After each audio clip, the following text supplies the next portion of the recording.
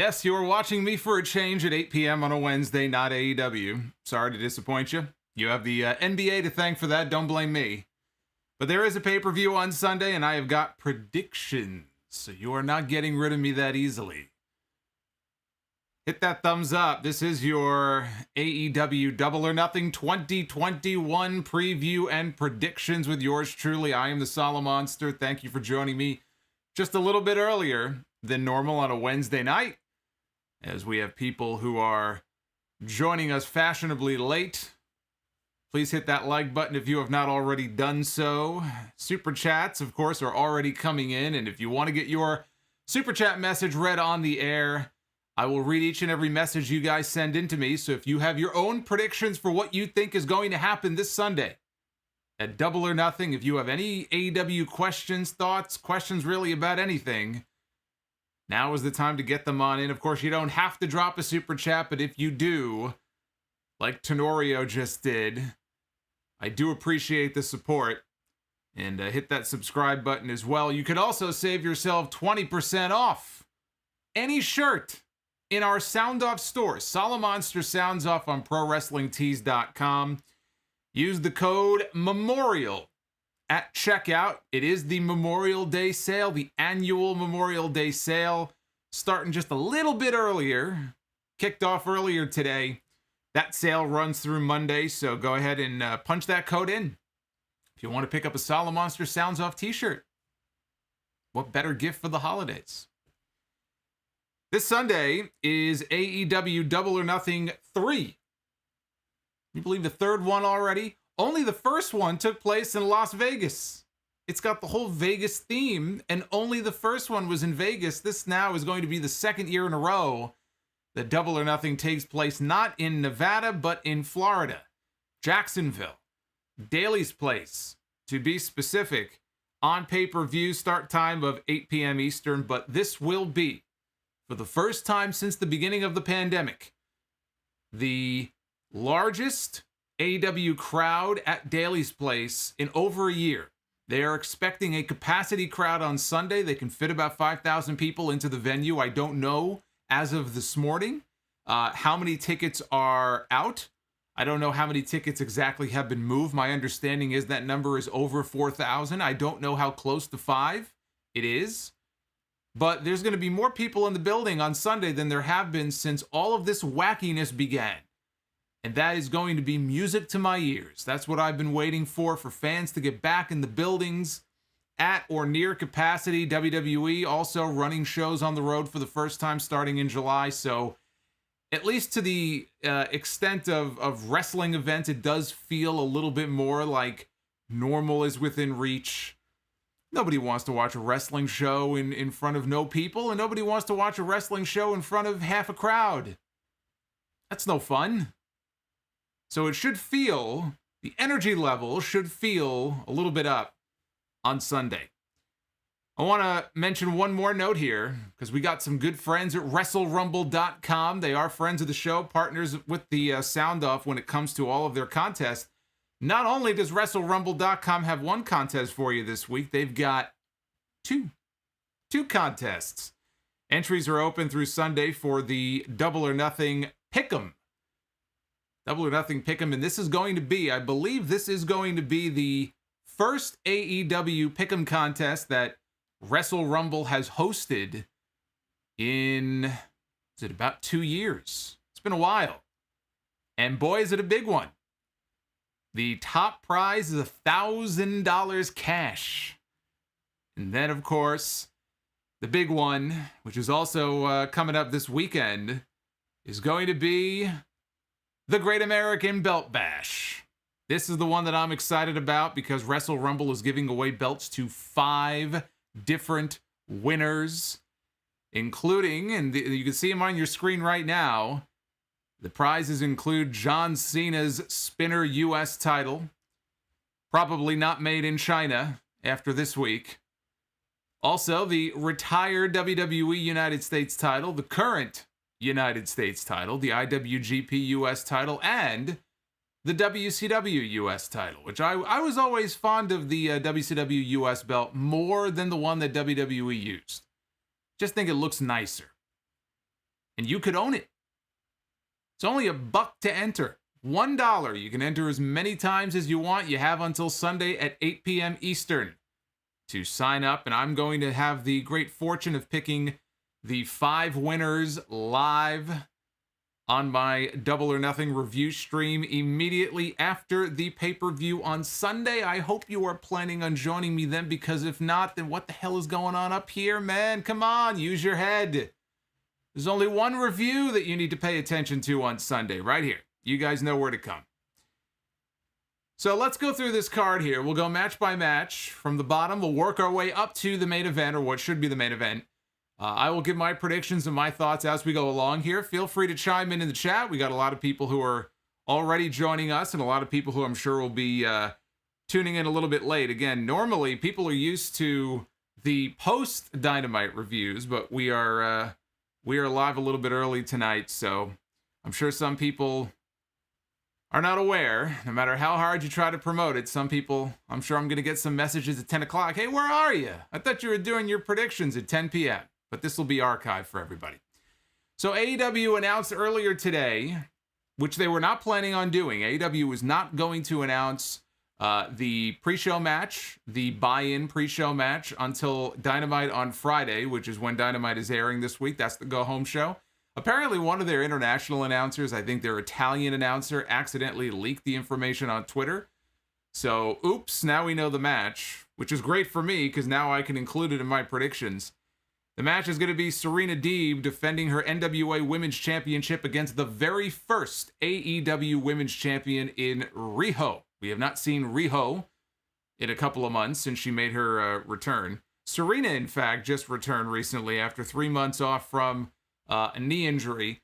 And because of the pandemic, Riho was in Japan unable to travel, which is why for about 11 months, we didn't see her in AEW. She just vanished. Now, she wasn't sitting at the home where she lives, at the apartment, munching on snacks, watching television on her couch. She was keeping busy. She was killing it, apparently, in Stardom, based on everything I've been reading about what she was doing in her AEW absence. So she was keeping busy over there in Japan until she was finally able to come back a few months ago. And who did Riho wrestle in her first match back? Why, it was Serena Deeb. First round match in the Women's World Title Eliminator back in February on Dynamite, which was a match that Riho won. Now, that was non-title for Serena's title, obviously. But that was a Riho victory, and so this is Serena's chance here to steal a win back from the woman who beat her a few months ago. Their first match was really good. I actually felt like it was one of Riho's best matches since coming to AEW.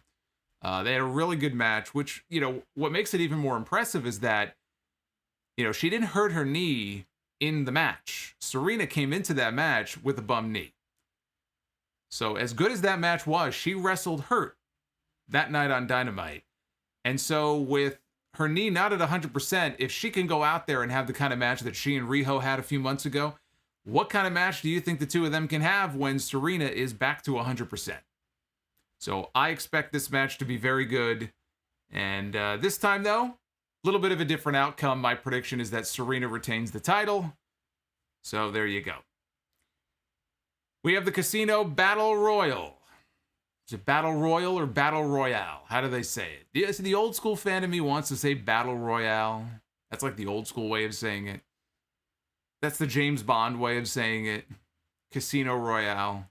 Actually, I think that's the idea. I think that's why they call it that. So we'll call it the Battle Royale, with the winner earning a future AEW World Championship match. As of a few hours ago, the lineup looked like this. Christian Cage, Matt Sydal, Penta El Cero Miedo, Powerhouse Hobbs, Brian Pillman Jr., Griff Garrison, Dustin Rhodes, Jungle Boy, Anthony Bowens, Max Caster, Private Party, Colt Cabana, Evil Uno, Preston Vance, Matt Hardy, QT Marshall, Nick Camarado, and more names to be announced. Now, you know how this all works whenever they have these battle royals on these pay-per-views. They usually leave one slot open at the end for the Joker, right? The Joker entrant, the Joker card. Usually number 21 in the battle royal is a surprise entrant. So I believe there will be another surprise entrant into the Battle Royal this time. Interestingly, they announced on Dynamite last week that Paul White is going to be doing commentary. He'll be sitting in doing commentary for the Battle Royal. Of course, every week he's on AEW Dark Elevation doing commentary with Tony Schiavone.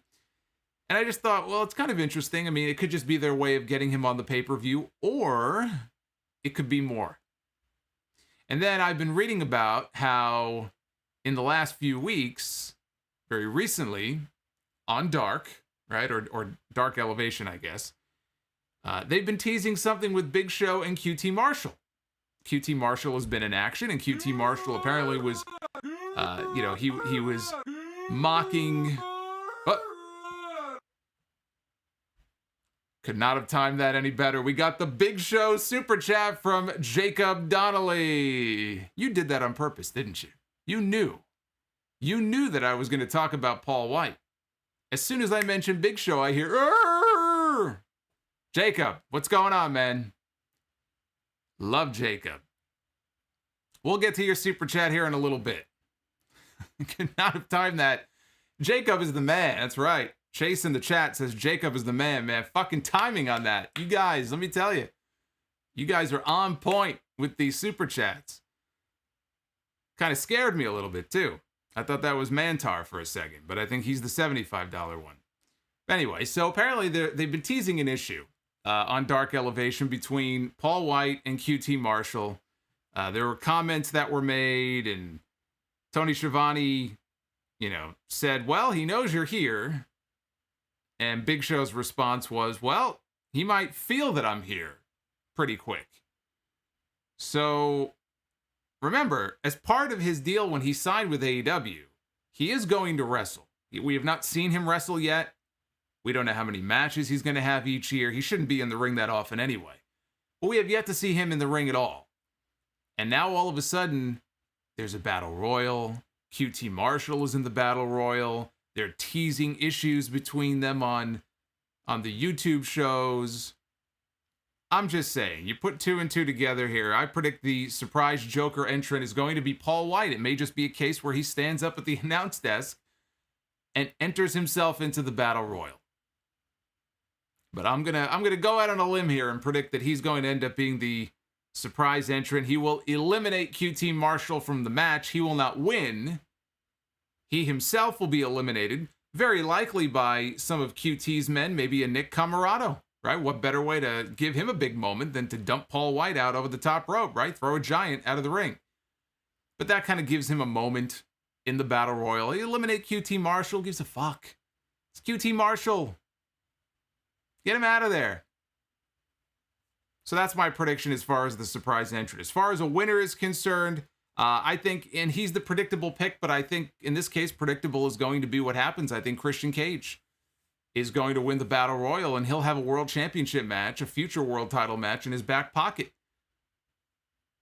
That he can, I hate to use cash in, but I mean, you know what I mean. He'll be able to cash in on that whenever he wants to. And look, Christian against Kenny Omega is a match that I believe absolutely is going to happen at some point this summer. It's just a matter of when. So if he earns the title match by winning the Battle Royal, you don't have to worry about rankings. You don't have to worry about setting things up in a storyline sense. He'll have that championship match guaranteed. And then it's just a matter of when Tony Khan wants to go ahead and pull the trigger and do it. Does he want to wait until the end of the summer and do it all out? Does he want to do it on a special episode of Dynamite in July? He has that option. But I think Christian is going to win. We have Hangman, Adam Page. Jacob thinks Jungle Boy is going to win. Jungle Boy earning a world title match. It's possible. I don't see it happening here. Hangman Adam Page. Page and Cage. One-on-one against Brian Cage of Team Taz. Brian Cage got a very surprising win many weeks ago on Dynamite over Hangman Page. And the story talked about how it kind of ruined Hangman's positioning in the rankings, and now he's got to start to kind of scratch and claw and work his way back up. It basically took him out of any kind of immediate contention for Kenny Omega's title, which is good, because that's not a match that should be happening now anyway. That is not a match that was going to happen at Double or Nothing. That is not a match they should even be thinking about until at the earliest, the end of the summer. That would be the earliest time I would even think about putting Omega and Hangman one-on-one back in the ring together. Here, Hangman's looking for revenge. He's got friends in the Dark Order to fend off the other members of Team Taz, so they kind of cancel each other out. I think Hangman gets his win back, and they start to slowly heat him back up. I checked the AEW men's rankings. He's not even in the top 5. So, again, if you believe the rankings are to be taken seriously, it's going to be a while, I think, before he kind of works his way back up to that top spot. And that's fine. Take your time. Take your time heating him back up. He's not as hot as he was 6 months or 9 months ago. I actually think getting people back in the building and getting back on the road is going to be a huge help to people like Hangman Page, to someone like Orange Cassidy, who I think, you can easily forget how over he is with a lot of the AEW fan base. It's like, all right, Orange Cassidy, we've seen it, whatever. He's been around for a while now.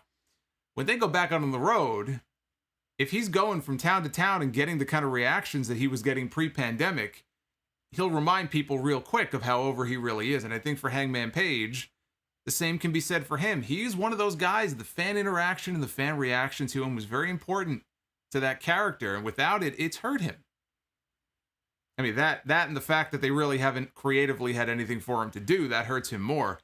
But I think he's going to be one of those guys that really benefits once they get back out on the road. But like I was saying before, he wins here and then at the earliest All Out. And if it were me, I wouldn't even do the match with him and Omega until Full Gear in November. I would build to Full Gear Omega versus Hangman for the AEW World title. But as far as Cage and Page, if Hangman wins here, that's one win apiece. They could set up the rubber match for an episode of Dynamite in a few weeks. Run it back one more time. Maybe add a stipulation to it. We've got the American Dream, baby. Cody Rhodes. One-on-one with Anthony Ogogo. Member of the Nightmare Factory, right? Is it the Nightmare Factory or the Factory, whatever they're calling it? Cody has been feuding with QT Marshall and the Nightmare Factory family for a little while now. It has not been very exciting. It's been something for him to do. It gets him on television, but not very exciting creatively as far as what they've had Cody doing. But they have been trying hard to get Ogogo over as this killer, with the boxing background and the one punch. The one punch to the liver can take a man out. All it takes is one punch to put his opponent down. They've really been building that up for a while now. Meanwhile, we still don't know if the guy can actually wrestle. We still have not seen him in a match in the ring on Dynamite. And I'm assuming any of the dark shows for longer than 90 seconds. His matches have not gone very long, but he hasn't even had that many of them. So I think back to when Jade Cargill did the tag team match and teamed up with Shaq against Cody and Red Velvet. I was saying the same thing. I didn't know what to expect from Jade Cargill. She looks like $1 million, but when the bell rings and she's in between the ropes, what can she do other than just stand there and pose and call people a bitch? Can she actually work? And for the limited amount of stuff that she did in that match, I thought, all right, she was pretty impressive. And then I saw her first match, singles match. Wasn't very long, but she showed a lot of positive signs. Now, she's still very green. She still has a ways to go. Maybe Ogogo is such a weird name. Maybe Ogogo is the same way. Maybe he'll really go into this match on Sunday and he'll show me something. Maybe they've been hiding him out in the factory, teaching him all these great moves that he just hasn't had the chance to use.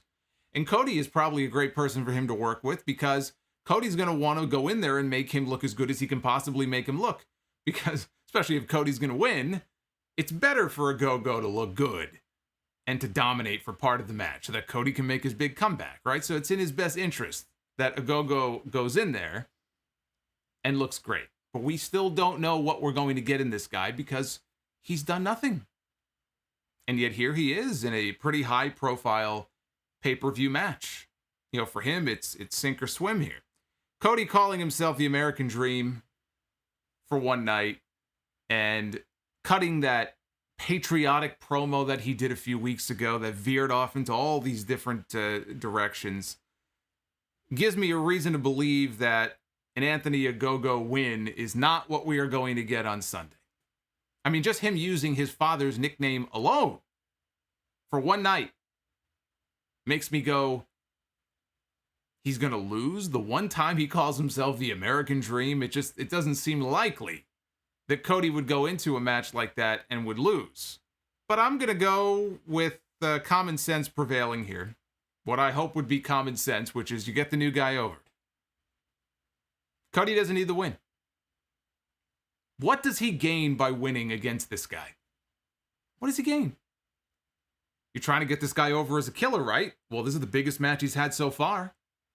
And if is anybody on that roster who I would say is Teflon in that he can lose and it doesn't really affect his status because of where he's slotted on that roster, it's Cody.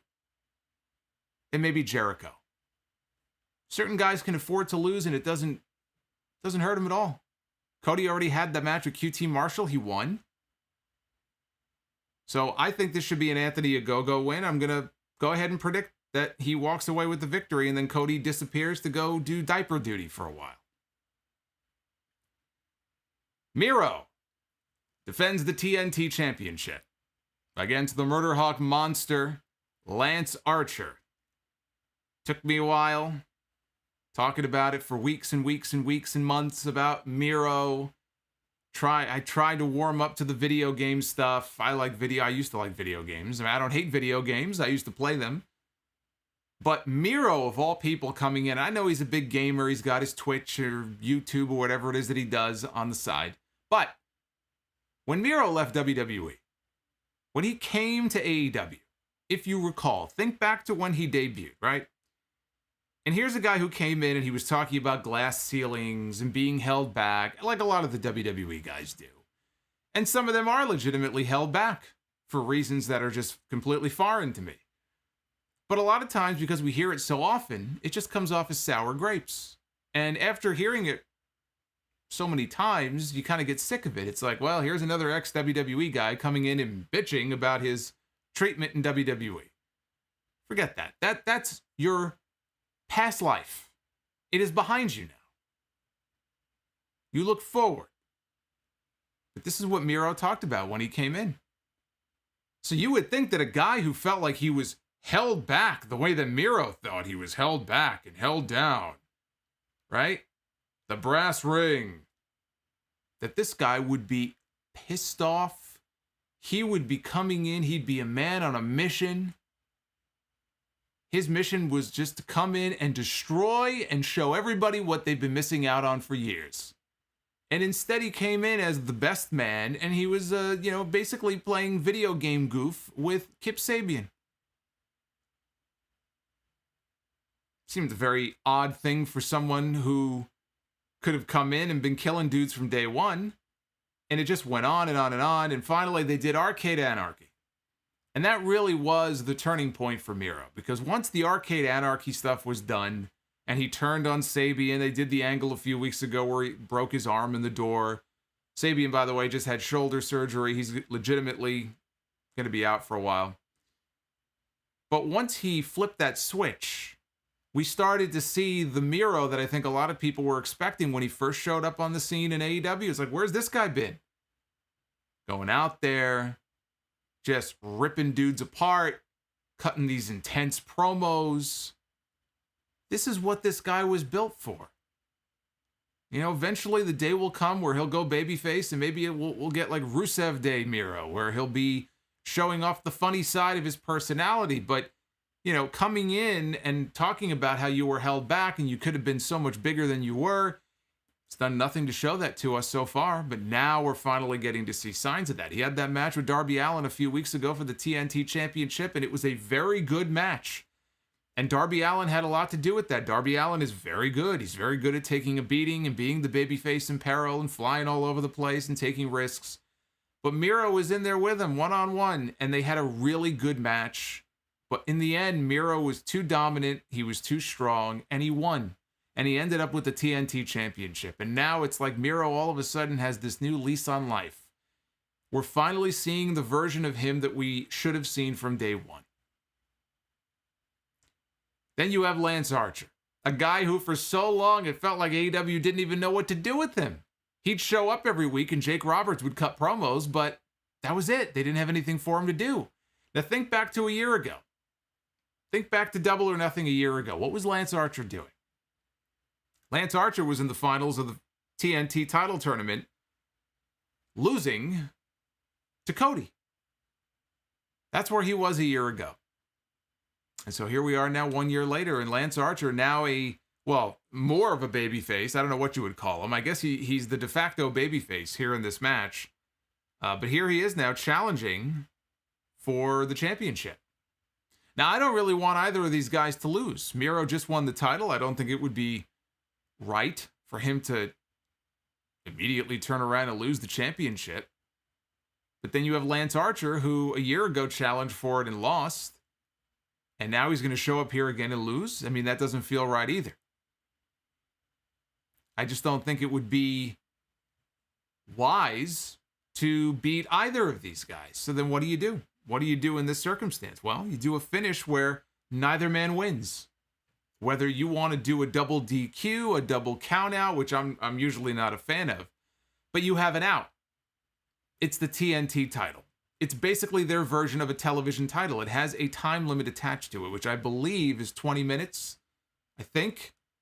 So you can have a match where these guys go, I don't even know if I would want this match to go 20 minutes, maybe 15, but maybe they go to a time limit draw. It's pretty even. They're beating the hell out of each other. Maybe they brawl out of the ring, they brawl to the back, but you do a non-finish where neither man wins. That way you can bring it back for a rematch. And at that point, Miro would pick up the win. But you can't just do one match between these two guys. You can get 2 or 3 matches out of this. So why pick a winner on day one? It's not like it's the main event where you have to have a winner. It wouldn't be right to not have a winner. You know, it's a title match in the middle of the card. There's nothing wrong with having both guys, fight one another until the bell rings and there's no winner and you bring it back for a rematch. And so that's what I think is going to happen here. Maybe a time limit expires. We get a second match out of it. Miro is not losing the TNT title. So 100%, whatever happens here, he is retaining that championship. But this should not be the end of him and Lance Archer in the ring. Shout out to everybody joining us in the chat, including our mods, Uffman. Good to hear from Uffman Entertainment, one of our blue wrenches in the chat. Jacob wants to know maybe if Jake turns on Archer. No. Jake, I like Jake in this role, but he feels kind of useless in that role now where Archer is doing a lot of the talking for himself. At first when it was Jake doing the talking and Archer doing the murdering, it made more sense. But now Archer, especially as a babyface now, he's gotten most of his own promos. I don't know. I mean, Jake, there's really no purpose for Jake to be in that spot. I think they see value in having him around. I think it's good for Jake, honestly, to be around the younger guys. Some of the younger guys have commented about how influential he's been. He gives advice to a lot of people. Jake the Snake has been around for a long time. He's very good at certain aspects of wrestling, surprise, surprise, especially on promos. And I think he can be very beneficial to a lot of the younger guys on that roster. Maybe this isn't the spot for him anymore. Just feels like Archer doesn't really need him. So Jake turning on him and doing what? Who would he go with? Miro? Miro doesn't need him either. If you can find somebody who would benefit by having Jake as their manager, I'm open to the idea, but turning on Lance Archer and doing what exactly? He's turning on Lance Archer and going home. I mean, if he turned on him, he would end up with somebody else. I just don't know who that person would be.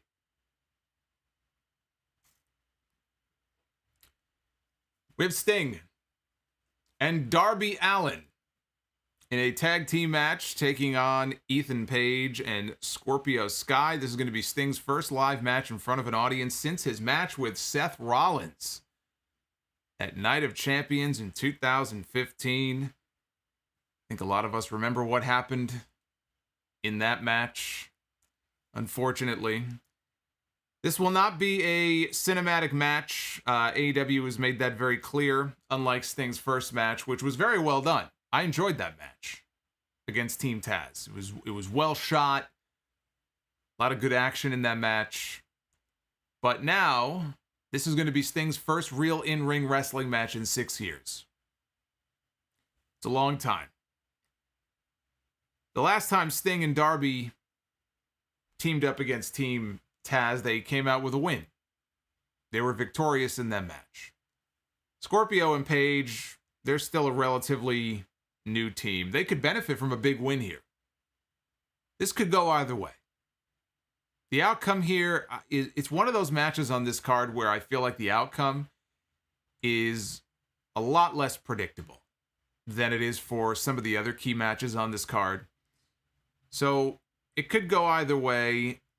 To me, Sting wrestling his first proper match in 6 years, his first match in front of a live audience, Darby Allin having just come off a huge loss, losing his TNT championship to Miro. I think the babyfaces go over.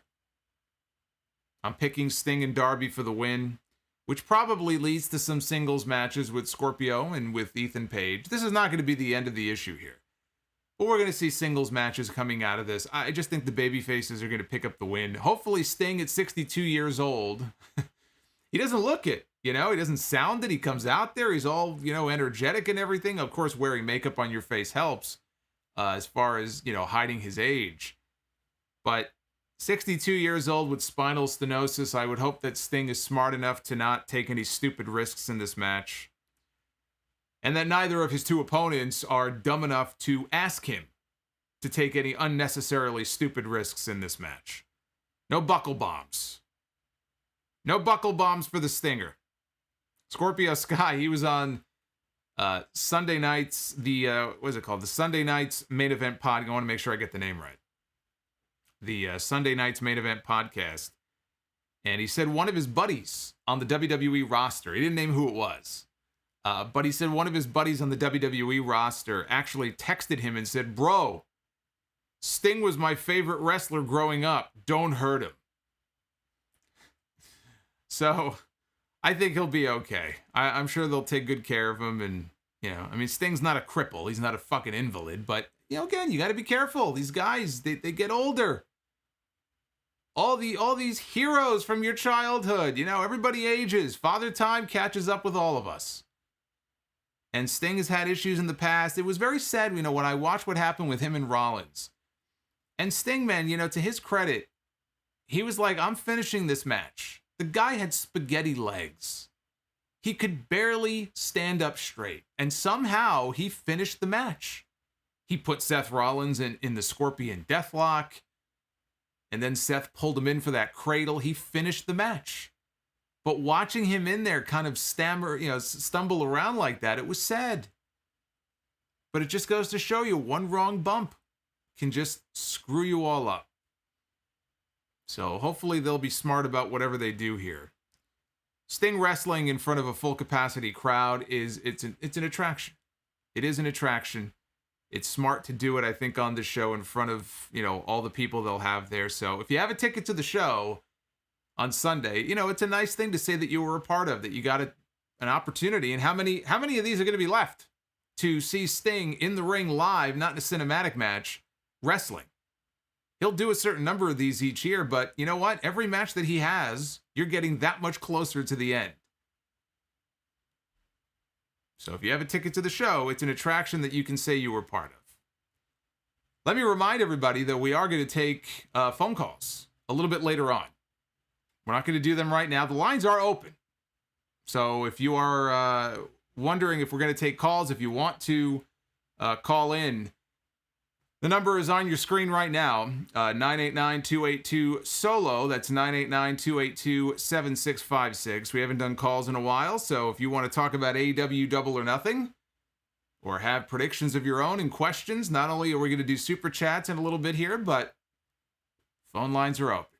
So we'll get to that here in just a little bit. I thank everybody who's joining me right now I'm glad you are spending at least part of your Wednesday night with me here on the channel. Normally we're live at 10 p.m., but again, no Dynamite tonight, preempted by the NBA. That will be airing on Friday at 10. I'll have a rundown of what's scheduled on that card here in just a little bit, so we'll go through that here in just a second.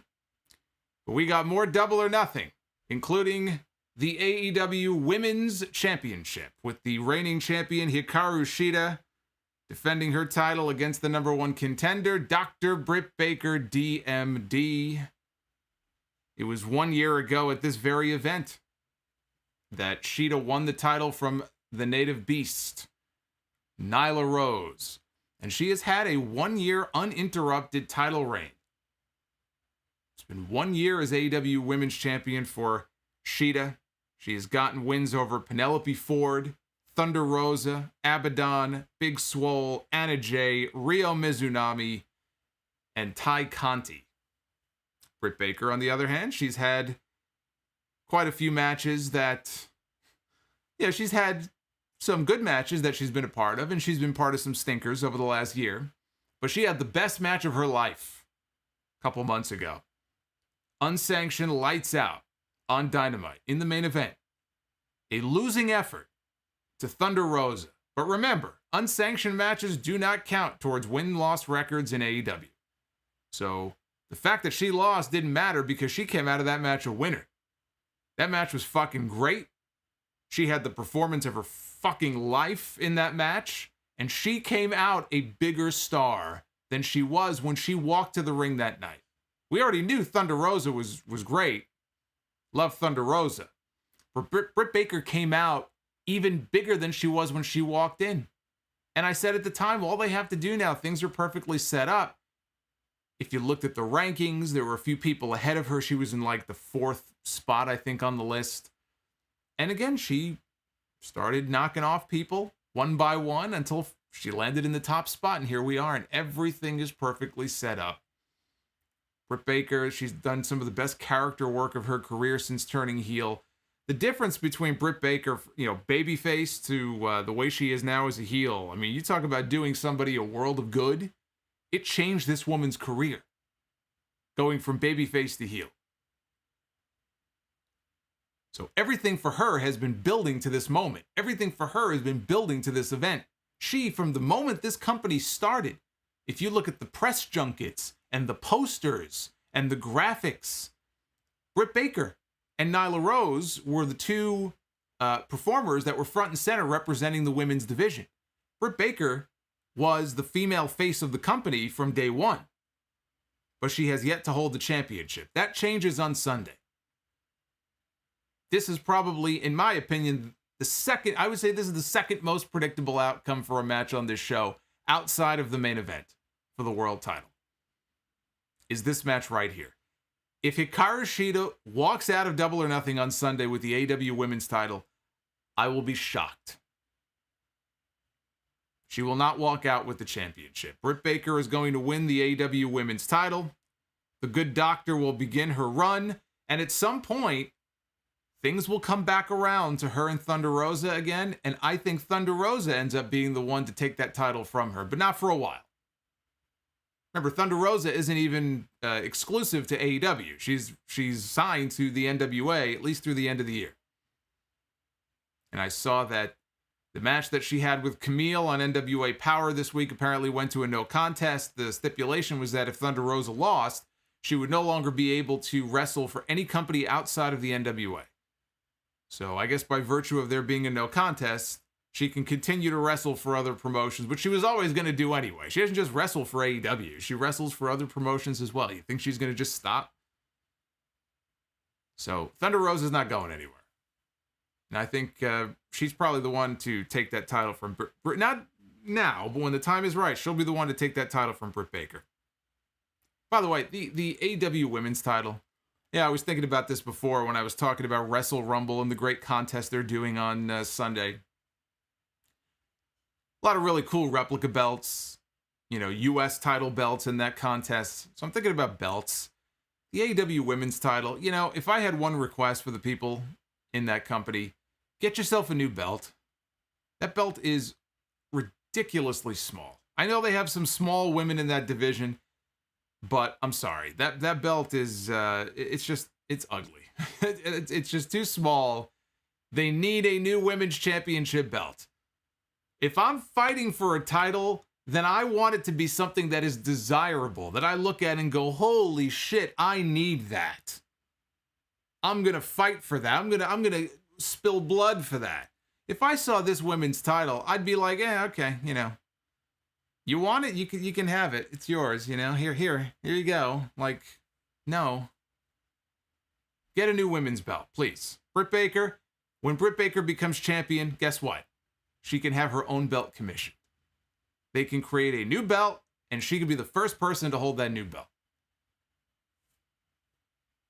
We have Jon Moxley and Eddie Kingston challenging for the AEW Tag Team Championships against Matt and Nick, the Young Bucks. Now I mentioned, Cody was going to be going away to change diapers soon because Brandy is pregnant. So is Renee Young. Renee Young is pregnant. I saw pictures of Renee Young online. I don't know what website or magazine they were from. She looked like she was about to pop. She looked like she's due any day. Apparently, their daughter is due sometime in June. So that could be June 1st. That could be June 21st. I don't know, but they're having a kid very soon as well. Having said that, I'm going to go a different way on this one. I don't think that Moxley goes away just because of that. I don't think he's going to disappear for a while. The Young Bucks, they've been champions since November. Been champions since November of 2020. Since then, they have turned heel. They were baby faces. Actually, there was a period they went through. I didn't know what the fuck they were. I don't think they knew what they were. They were a bunch of little bratty, snot-nosed teenage punks who didn't know if they were good guys or bad guys or what they were. Now, at least, we know what they are. They're a couple of pricks. And you know what? It works for them. They come across naturally that way on television. So they've actually been more enjoyable in this role. Because now they can come out there and they can act with their $10,000 Dior sneakers. And Matt Jackson came out one week wearing a bathing suit for some weird fucking reason and flip-flops. And then, Nick Jackson's out there with fucking earrings hanging out of his ear. They look completely ridiculous, but it fits the gimmick. Because they're supposed to be. They're supposed to be hated. You go to look at these guys and go, my God, what a couple of douchebags. I wish somebody would beat the hell out of them. I mean, that's kind of the point. So I think in this heel role, they've been thriving. It's a natural role for them. Especially Nick Jackson, when he does his bad acting on television, at least now he can blame it on, well, I'm a heel. I'm doing it on purpose. He can't act for his life. So as long as he's a heel, he can blame it on that. Jon Moxley and Eddie Kingston is the pairing I didn't know I needed, but I'm glad we have it. These two have incredible working chemistry together on camera. These two can have, frankly, I think these two could end up having a sitcom together. These two could have a sitcom. Hey, Warner Media, right? They got all these different media properties. I want a Jon Moxley, Eddie Kingston show on HBO Max. I want you to make it happen. I don't know who I have to talk to make it happen. This seems like it's above Tony Khan's pay grade. Whoever I have to talk to about this, let's go. Let's get some hashtags going here. Jon Moxley, Eddie Kingston, some kind of like buddy show, HBO Max, half an hour. It doesn't have to be longer than that. I'd be down for that. But they have a natural chemistry, and, if putting the gold on them means that they stick together for a little bit longer, then you know what? I'm all for it. I think it's time to get the belts off the Bucks, because they're probably going to end up back with them anyway. Moxley and Eddie Kingston are my pick to win. I think we have new tag team champions, but probably not going to hold them for that long. They probably will end up back with the Young Bucks, but it's okay. Take a little break in the middle here of this run and give Moxley and Kingston a chance to hold them for a little while. I think it could be fun. They're a fun pairing on TV. So I'm going with Moxley and Kingston for the win. John says a new sitcom on TNT. King Mox. I guess that could work. Actually, I don't have HBO Max right now, so TNT probably would be the better way to go. At least I have TNT right now. We have the Inner Circle against the Pinnacle in the second ever Stadium Stampede match. If the Inner Circle loses, they must disband as a group forever. Forever, ever. Forever, ever. Forever. Fightful says there will be, quote, a significant live element to this match. Unlike the first one, last year's Stampede, which was taped, they filmed the entire thing overnight over a period of 12 hours. That was according to Chris Jericho on his podcast. So if this thing goes 12 hours, I will never review another AEW show ever again. This match should not be happening. Let us not forget, this match should not be happening. Not in this order. This match should not be happening. Blood and Guts should have been the end of it. Blood and Guts is not a setup to anything else. Blood and Guts is what you build to. War Games is the climax. And they did things in reverse this time, where they had the Blood and Guts match first, and that then built to the Stadium Stampede. So that to me is just very backwards to begin with. And I said a few weeks ago in my review, if they had any sense, and maybe they didn't, all right, to be fair to them, everything now with the COVID stuff and the guidelines and things opening up, you're taking this stuff on a week-by-week basis. You know, when they put tickets on sale for that first batch of shows in July, the number of people they were expecting for those shows is going to be very different than they're allowed to have in the building in June. In fact, they just made an announcement earlier today that in one of the, I don't know if it was in Texas or where, one of the venues, they've just opened up more tickets because the COVID guidelines have changed and now they can allow more people in the building. So it's very possible that they didn't know that they were going to be back on the road this quickly. But I have to think they had some sense that they were planning on going back on the road in July. And if they had an inclination that this was going to happen, I cannot for the life of me understand why you would not build to the Stadium Stampede as the first match at Double or Nothing, have the Pinnacle win, and then wait until you're back on the road in Texas or some other city in Florida, wherever they're going to be, and you pay it off on the road in front of a full crowd with Blood and Guts. And the only conclusion I could come to when I first talked about this a few weeks ago is they're running a lot of smaller buildings. Maybe those buildings are too small to accommodate 2 rings. Maybe. I don't know. Maybe that went into their thinking.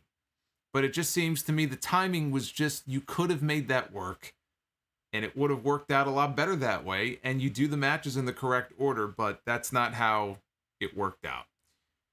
The Pinnacle got the win in the War Games match, which they needed to. They're the new group. They're trying to establish this new heel faction. So they got the outcome right in that match.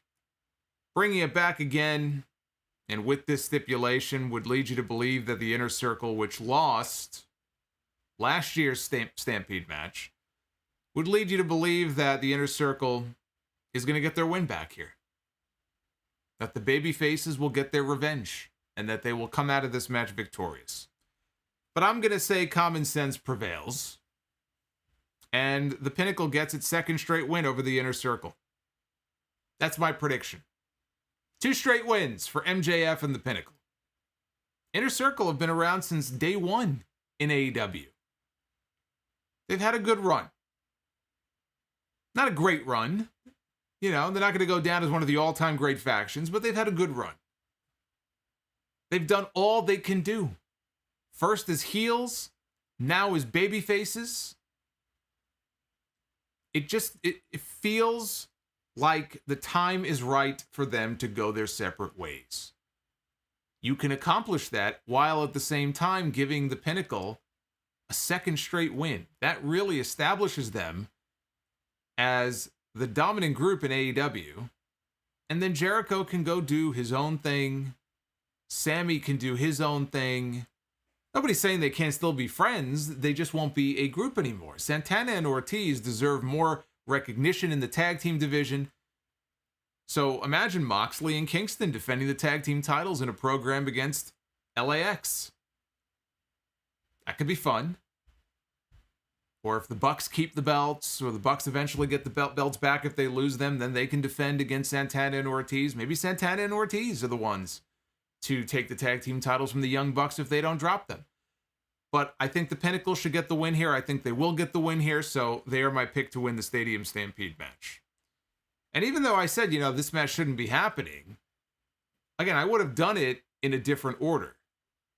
But it doesn't mean that this won't turn out to be a fun match. I thought last year's match was, for the most part, it was very fun. There was some stuff they did that was too goofy for me that I wasn't really a fan of. But a lot of the funny stuff with Sammy being chased on the football field, running away from the horse and stuff. I got a kick out of it. That was played up for comedy a lot more than this feud has been. So I'm sure there's going to be some funny spots in this match. I wouldn't play this match up for comedy, but you're going to have your comedy spots here in this match. And Kenny Omega in the main event. I don't know if this match is going on last or if the Stampede is going to go on last. Stampede went on last year. But now we've got Kenny Omega, the belt collector, as the world champion. He's supposed to be the biggest attraction in the company. He should go on last. He defends the AEW world title against Pac and Orange Cassidy in a triple threat match. And somebody in the chat will correct me if I am wrong, but I do believe that this is the very first triple threat main event on an AEW pay-per-view. So it feels a little unique in that way, I guess, because we don't see them do this too many times. Omega and Pac have had some great matches together. That's why I was pulling for Pac in the match with Cassidy a few weeks ago. I didn't expect Pac to go on to win the world title, but I thought, you know what? At least we'll get a really kick-ass match out of it at Double or Nothing. Omega and Orange Cassidy, they've never had a match against each other, one-on-one. Pac and OC, they had a match a few weeks ago that ended up without a winner when Omega and Don Callis got involved. That led to Tony Khan making this a three-way. This changes absolutely nothing about the outcome. This being a three-way match, the outcome is not in doubt. This is the most predictable outcome on the show. Kenny Omega is not losing the AEW World Championship. Okay? I'll go out on a limb right now and say that. Kenny Omega is walking in with the AEW title. He is walking out with the AEW World title when this show is over. The only real question is, who takes the losing fall? How does it happen? Who gets pinned or who submits, or I guess in this case it's more likely to be a pin. Who takes the pin? That to me is the bigger question in this match. You got three guys in there. We know one of them's not losing, which means one of the other two have to be the one to get pinned to the mat, right? One-on-one, shoulders down to the mat, 1, 2, 3. Who's it going to be? Is it going to be Pac or is it going to be Orange Cassidy? Did they put that extra man in this match to protect someone? And if so, who are they trying to protect? Even though, let us not forget, even though it is a triple threat match and you don't have to be pinned to lose the match, I said this with Drew McIntyre on Raw, who is getting fed title shot after title shot. Yes, he was not the one who was pinned at Backlash. It was Braun Strowman, but you're in the match. You didn't win. You still fucking lost. So, same logic applies here too. But who takes the losing fall? I think it's Pac. I think Pac is going to be the one to take the losing fall in this match. I think they want to keep Orange Cassidy strong coming out of this because they think he's still very over, and he is with the AEW audience. He is still a very popular attraction. I know not everybody likes him. I know some people think he's a fucking abomination. Some people don't get him. They don't get his shtick. But at the end of the day, for the AEW audience, clearly they like this guy. And he got wins over Chris Jericho in their feud, so they've really tried to elevate him to that next level. I think they want to save him for a singles title match at some point. I don't see them putting the title on him, but I do think you could come back and do Omega and Orange Cassidy one-on-one on a Dynamite episode, maybe in a month or so. He's the one of those two who I think they would want to quote-unquote protect so that they can bring it back for a singles match on television at some point. So I think Pac would be the one in that scenario who ends up taking the losing fall. And I think Pac could be champion one day. I've said that before too. I think Pac one day could be the AEW World Champion. He's that good. But this is not his time. You know, it feels like he is just a warm body to be in there, to effectively be fed to Kenny Omega so that we can get beyond this pay-per-view and start building to the next one, because the time is not right for him to be dropping that championship. I feel the same way about Roman Reigns. I love Cesaro, and I was very happy to see Cesaro get a world title main event on pay-per-view for the first time in his career a few weeks ago. And they had an excellent match. But at no point did I feel like he was going to win. And honestly, I didn't feel like he should win. Because Roman Reigns is in the middle of this excellent run. There is nobody that they have right now on that active SmackDown roster who feels like they're in a position where, you know what? Yeah, he feels like the right guy to beat Roman Reigns. So his reign is going to continue for many more months. And I feel a similar way about Kenny Omega. I think you actually have more options. You have better options on the AEW roster than WWE has on their roster for Roman Reigns at the moment. But I feel similarly about both guys. It's too soon. It's too soon. But Pac, I think, can have his day. One day Pac will have his day. Today, though, is today is not that day. But you know what? Pac has beaten Omega before. And I'm sure they'll play that up on commentary. It's probably one of the reasons why they wanted him in this match too, to plant that kind of little bit of doubt. He's beaten Omega before. He could do it again. He's not going to do it again. It's not going to happen. So I've already talked about Hangman and where I see that going as far as Omega. I mean, look, when I look ahead, you know, before I get the inevitable question, well, who do you think is going to be Kenny Omega? And I've talked about Hangman Page. But is that the only name? No, there's actually one other name who I think would make sense and is over enough with the audience and is one of these sort of AEW homegrown, so to speak, homegrown talents or AEW originals who will be world champion one day. And you know what? He could beat Kenny Omega. And that's Darby Allin. Yeah, not everybody is a fan of Hangman Page. Not everybody necessarily thinks he should be the one to beat Kenny Omega, but I think Darby Allin has a good chance of being that guy as well. I don't think you could go wrong with either one of those guys. Darby Allin will be champion one day. Hangman Page will be champion one day. But with Hangman, again, the history is there. The story is there. The past friendship and partnership with Kenny Omega. Full Gear 1 year ago, if they can get that far, you know, they wrestled, he lost. 1 year later, they're back. You know, it's kind of one of those full circle type stories. I think it just works better. And Darby, you know, down the road, Darby will have his moment. But right now, it is not Pac and it's not my doppelganger. It's going to be Kenny Omega. So I mentioned that Dynamite is going to be airing live. It is live on Friday night, 10 p.m. Eastern Time. And apparently next week, too. They're going to be preempted again next Wednesday, and again they're going to air at 10 o'clock on Friday next week. They can't move this fucking show to TBS fast enough. This is why I was so complimentary of the news last week that they were moving from TNT to TBS. I fucking hate these preemptions. So if moving to TBS means fewer preemptions or no preemptions at all, I'm all for it. I think it's a great move because this just completely throws my whole schedule off now. But here's the lineup for Friday. I am not going live after this show on Friday, so if anything important happens, it's the go-home show. I don't expect anything overly important to happen anyway, but if it does, we'll talk about it on the podcast on Sunday. Miro defends the TNT title against Dante Martin of Top Flight. Hangman Page one-on-one against Joey Janela. Cody Rhodes and Anthony Ogogo will have their weigh-in for their Double or Nothing showdown.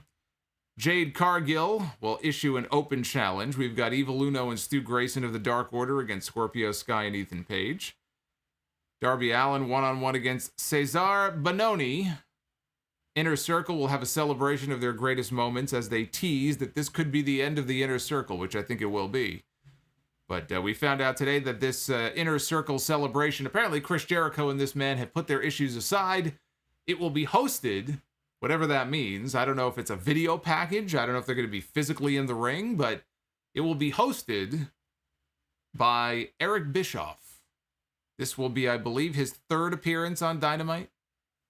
So Eric Bischoff will be on Dynamite this week. Orange Cassidy will respond to Kenny Omega's offer to defer his title shot to a later date. And we'll have a celebration of Hikaru Shida's first anniversary as AEW Women's Champion. And they were going to announce the buy-in match, but as I mentioned earlier, one of their Italian announcers leaked the news a little early, and so we already know what the match is. It is Serena Deeb one-on-one against Riho. Like how I say that? Riho.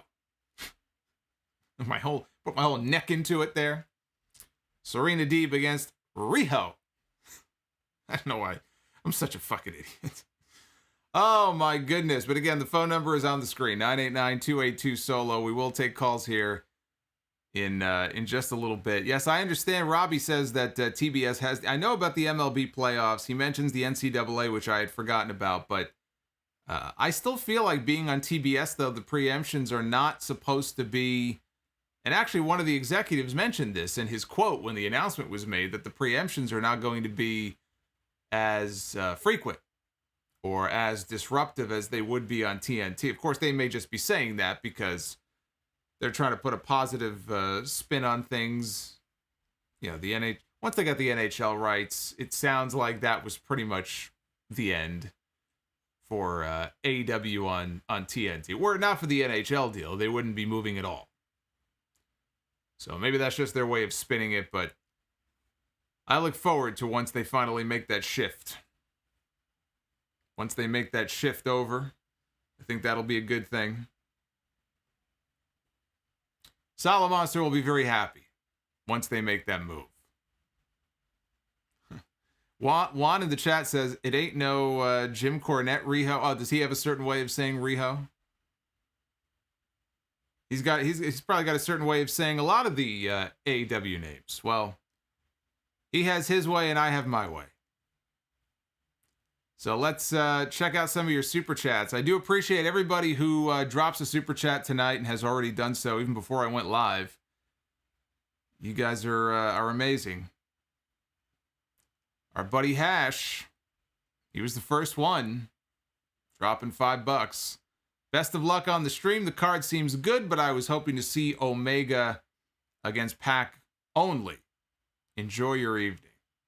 Yeah, I was hoping for that too, but it'll still be a very good match. Scott Woodford. What's going on, Scott? Finally got to meet Scott in person on the Jericho Cruise. Was planning on going on the Jericho Cruise last year, and I won't be cruising anywhere for a while, but I hope Scott's doing well. Might not be here later, he says, but keep up the good work. Naif Al-Safar, thank you for the $9.99 super chat. Manny D, do you remember the Black Rain days? I try to forget the Black Rain days. That was a very dark period for Dustin Rhodes. He was not in good shape during that period. But yes, I remember the Black Rain days. Not fondly, but I remember them. Hash again, why do you think WWE relies on MMA commentators for their main shows instead of retired wrestlers with better knowledge and passion for the business? Well, isn't that the million-dollar question?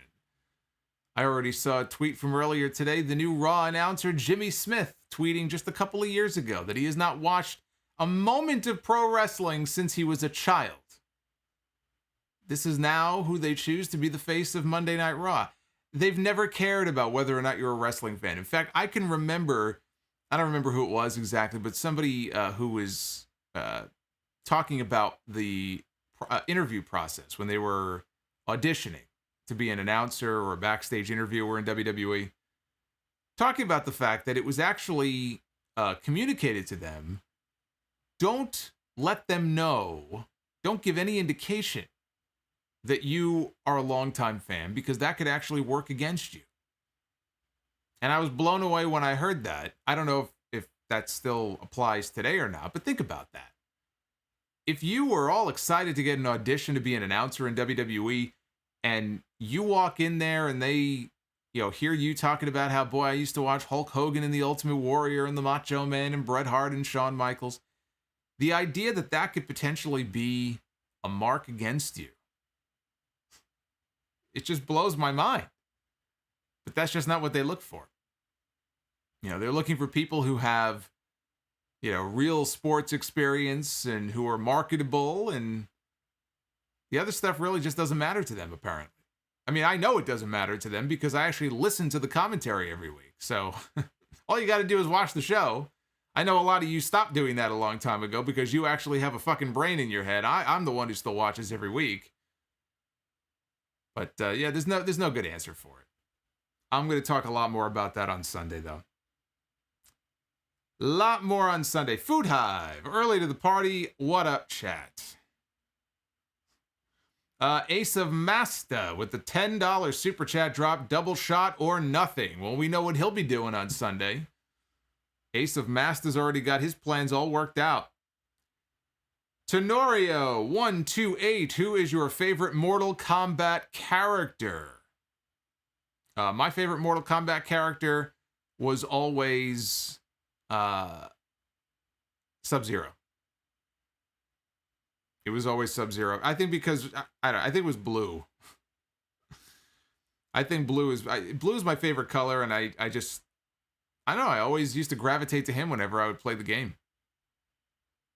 More than any other character. So Sub-Zero would be my pick.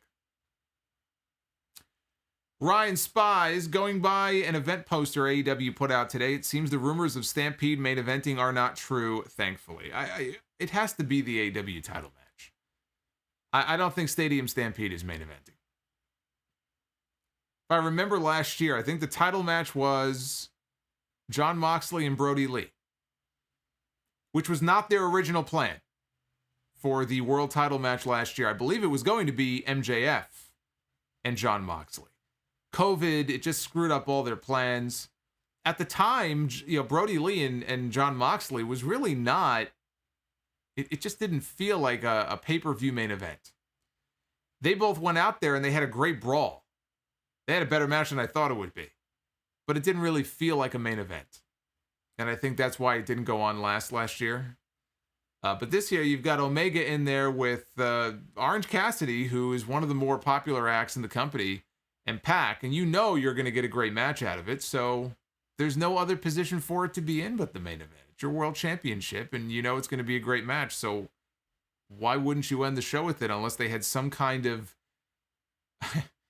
big spot planned in the Stadium Stampede match? But then I think back to what they did in Blood and Guts, and I'm thinking that might not be such a great idea. If they have some big bump or something at the end of that match. Jacob Donnelly, there's that $65 bomb he dropped on my head a little bit earlier in the stream. Could not have timed it any better. Do you expect any major surprises on the show to mirror Jon Moxley's debut from the first Double or Nothing? First show with a full crowd capacity, AEW may want to end the show to get people talking. Well, if Kenny Omega is going to headline the show, then it would be somebody who can walk out and tease being a challenger for Omega and the world title. And when I think of that, as far as available names are concerned, I mean, the first two that come to mind, I mean, I know some people don't want to hear this person's name because they they wish people would just stop talking about him, but CM Punk. But also, look, Daniel Bryan is available. I am not aware, I've not seen anything reported yet about him re-signing with WWE. I kind of feel like that's going to be what ends up happening. I really hope he doesn't. I really would like to see him just try his hand somewhere else, maybe even a few different places. But let me propose a scenario to you. Because I've thought about this. Let me propose a scenario to you. And you tell me what you think about this.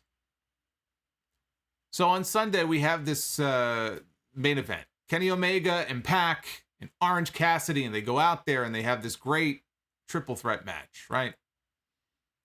Kenny Omega wins, and he and Don Callis are celebrating with the championship and gloating, and all of a sudden we hear the familiar strings of a certain song come over the PA system at Daly's place. And a lot of the hardcore fans in the crowd, they know what this music represents.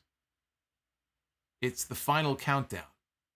Tony Khan has not made any bones about the fact that he'll break open the checkbook to pay to have the rights to certain pieces of music.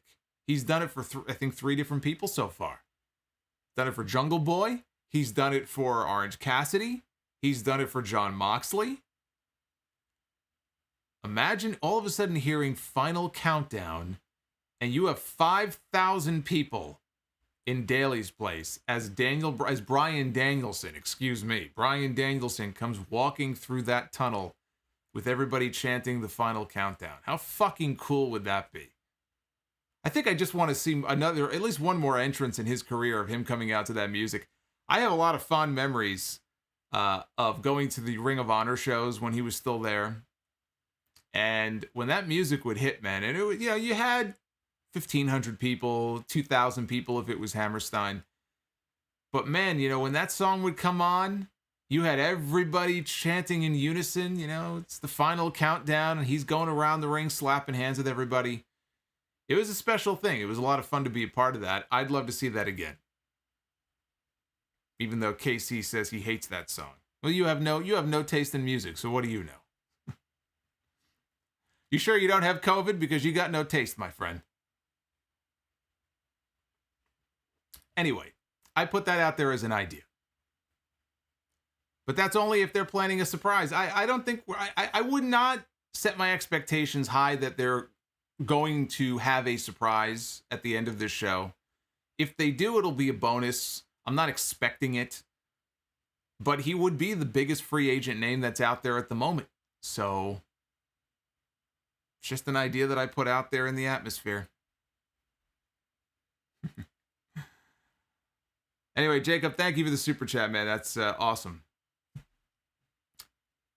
Dry, boy, we got a lot of people in the chat who know nothing about music. Look at this. This song sucks. That song is terrible. My God. You people are really disappointing me. Clearly, you're not a child of the 80s. I feel badly for you. I don't know what good music is. Dried chicken without flavor. $5 super chat. Every time I hear the plane ride from hell story, Come On, Feel the Noise by Quiet Riot pops into my head. Mr. E, 1976. Here's to the tip jar. Thanks for all you do, Solomonster. Thank you, Mr. E. Ryan Spies, Gamer Miro was the best work of his career easily.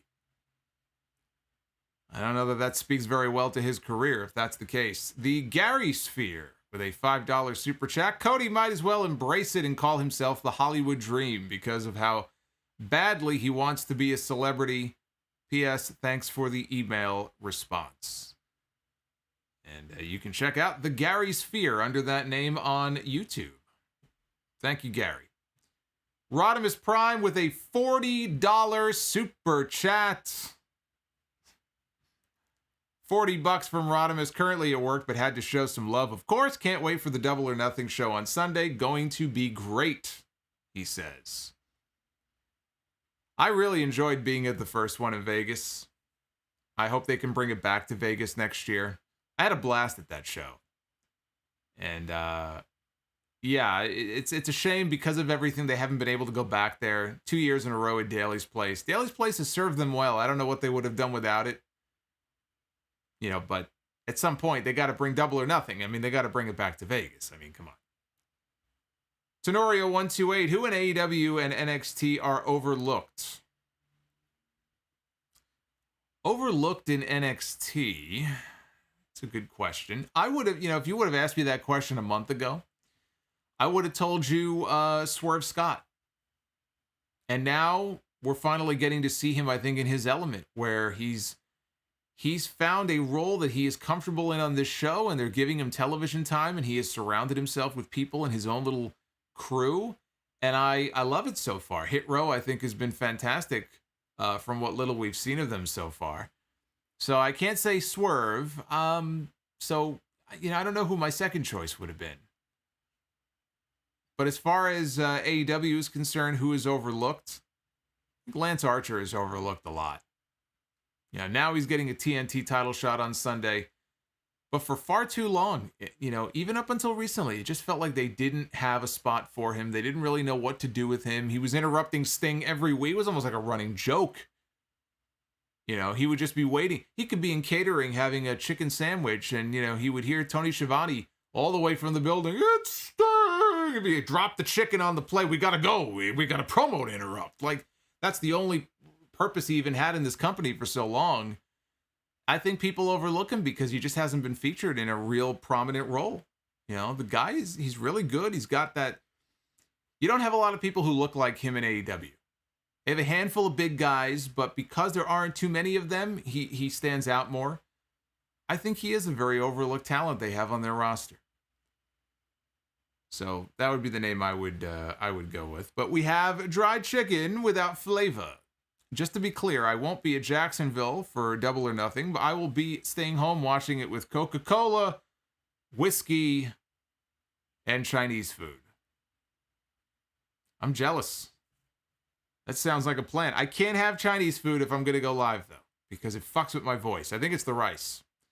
So I'll be having my Chinese food on Friday, but you have your Chinese food on Sunday and enjoy it. It's my favorite meal of the week. Oz and Glorious. Been enjoying the AEW women's division a lot lately, mostly thanks to Elevation in Dark. Lots of great indie and unsigned talent, or signed talent, he says. Miles and miles ahead of last year. Yeah, definitely a noticeable improvement in a lot of the women's matches.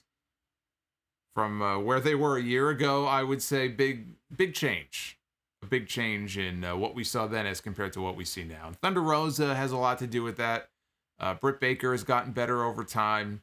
Serena's not, an AEW signed talent. She's another NWA star, but that's one of the things I like about having these talent cooperation deals between promotions is that, it helps really kind of raise the quality of the shows. It's good for the fans.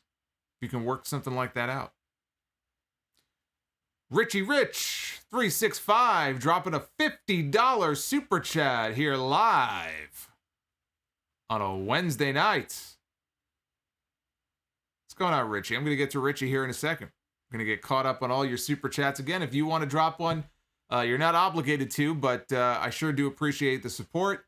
And if you have a prediction of your own or a question about Double or Nothing, the card coming up on Sunday, by all means, drop a chat. And if it's a rando, you never know what photo might pop up. The special amounts are down below in the description if you're wondering where some of these animated ones are coming from. And shout out to Rick for his 30th birthday. Rick turning the big 3-0. Old man Rick. No. Rick is not if Rick is old, then I'm fucking ancient. So Rick is not old. 30 is the new 14. That's what they say. Maybe not legally, but anyway. Oz and Glorious. Did I mention Oz and Glorious? Yes, I did. Dr. NXT Scorpio. I hope you win the world title at the pay-per-view Solomonster and then cut a promo thanking Jesus Christ for the title win. I will not be winning the world title, nor will I be thanking Jesus Christ. But Kenny Omega, I think, has this one in the bag. Ceriz Manson with the super chat. Hi, Solomonster, listening to you from Bangladesh in the middle of the night. Love you, man. Well, thank you. Thank you, Mr. Manson. All the way from Bangladesh. I love my international listeners. They make the ultimate sacrifice by staying up at the craziest hours. That's why Hash, who dropped the first super chat of the stream, I believe he's overseas as well. It's like, usually it's like 5 or 6 in the morning when I'm live and he chimes in. So thank you for your commitment.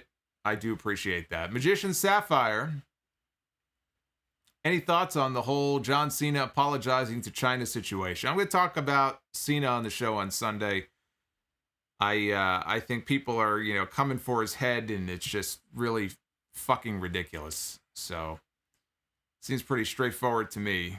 I'm sure somebody at the studio made sure to make sure you make this right, because we got many, many, many, many millions, if not billions of dollars on the line here, and John Cena did what he felt he had to do. I think people who are coming for him are being quite ridiculous, but we'll talk more about that on Sunday. Dry chicken without flavor. I'm predicting the Pinnacle wins, but MJF and Chris Jericho continue their feud for Full Gear. I don't see it, because that's just too long. You can't keep that feud going and that interesting, I don't think, for that long. Because they've already been feuding for a few months. So now you're going to tack on, what, another 5 months, 6 months? I think you're asking an awful lot. I just don't see how you can extend this out and keep it interesting for that long. I just don't see it, unless they get away from it for a while and then they revisit it. You can always do that. But I think to just keep them feuding for another 5 or 6 months, it's not, I'm sorry, it's not that compelling a feud to get another 6 months out of it. So I don't see how you can just keep it going straight unless you split them up for a while and then come back to it. Dry chicken. If Hikaru Shida wins the women's championship, or retains the women's championship, will the audience start turning on her? Brock, Shida, or Shida Lesnar? I don't think they'll start turning on her. I mean, if she's going to go out there and have really good matches, I think people will be more forgiving. I do think you will reach a point where that might happen, but I don't get the sense that they would turn on her. Certain people they might turn on if they really just have a certain natural hatred for people. I don't get the sense that there's this hatred for Shida. I don't think they would turn on her, but she's not retaining the title, so she won't have to worry about that. Dry chicken without flavor sent a super chat in. Okada also revealed that he had COVID. I did see that, and he gave it the Rainmaker, and now he's doing better. So nobody kicks out of the Rainmaker. Ace of Masta, what's the food and drinks plan for Sunday night? I haven't come up with it yet. I don't know. I haven't figured that out yet. I haven't thought that far ahead. I'm just kind of looking for the next couple of days. My brother is celebrating his birthday tomorrow, so I'm sure we'll do something for that. And then Friday is Chinese, and as far as the weekend goes, it's pretty much up in the air. I don't know, man. Maybe some grilling? We'll see. We'll come up with a plan. Spanish Goddish. Man, the Knicks are losing right now. Also, I got a Tim Curry autograph today. Private signing. Well, that's very cool. Well, if the Knicks are losing, I might hear some cursing from downstairs, because my brother is Mr. Nick, and he's watching the game right. He was very upset when they lost the other night. I know it was a nail-biter. I was so interested and excited in the game that I went to bed early. But if they're losing, then it might not be such a happy birthday for him tomorrow. Man, that would suck, actually. That would be a shitty birthday if the Knicks lost tonight.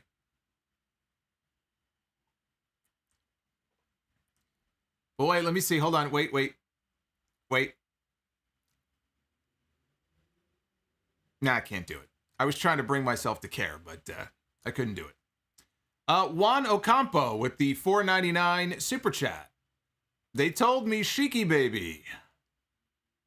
Jason, I love you, don't hurt me. Hearing this loud playoff MSG crowd makes me wonder if Mania will ever come back to the Garden. Never say never. I think for some big anniversary show down the road, I could see it. They're not getting away from the stadiums anytime soon. Maybe WrestleMania 50 or something, but it's going to be a while before that happens. Vash T with the super chat. Man, you guys are very, very clever in the chat. If we haven't heckled Moxley and Kingston like Randy Quaid from Major League 2, I'll be disappointed in us. Richie Rich, again, thank you for the $50, man. That was very nice of you. I saw that come in earlier. He says, it's off topic, but what is your favorite Lucha Underground match? That is a great question. I have a lot of really fond memories of Lucha Underground, but I would say my favorite Lucha Underground match is still from season 1. I think it was the first season. The Grave Consequences match between Mil Muertes and Rey Fenix, which was their version of a casket match, which is the best casket match that I have ever seen in my life. It was bloody, it was violent, it was exactly what a casket match should be. And if you have never seen the Grave Consequences match between those two men, you have to go out of your way to find it. I'm pretty sure, I don't remember which episode it was, but I'm almost positive it was from season 1. That is my favorite Lucha Underground match. Dry Chicken, Jungle Boy, The Acclaimed, Private Party, Darby Allin, Orange Cassidy, Ty Conti, and many others will benefit from crowd reactions back on the road. I agree. Ace of Masta, happy birthday to Brother Monster. I will relay that message to him. And Gerald Bryant dropping $5. Do you see Tessa Blanchard in AEW in the near future? No, I do not. I don't see it anytime soon. Tessa Blanchard will eventually end up somewhere. And maybe it eventually will be with AEW. Maybe it will be with WWE. I think there's a better chance of it being in WWE. But I don't see anything happening with her for a while. I just don't see it. Hoolagrim. What's going on, Hoolagrim? He says, Weapons of Mass Destruction match. Was that a Lucha Underground match? I don't remember. They had a lot of really kooky matches. But Grave Consequences by far was my favorite. Ace of Master wants to know if I've done a Lucha Underground matches countdown. I'm almost positive I did. I don't remember what episode it would have been.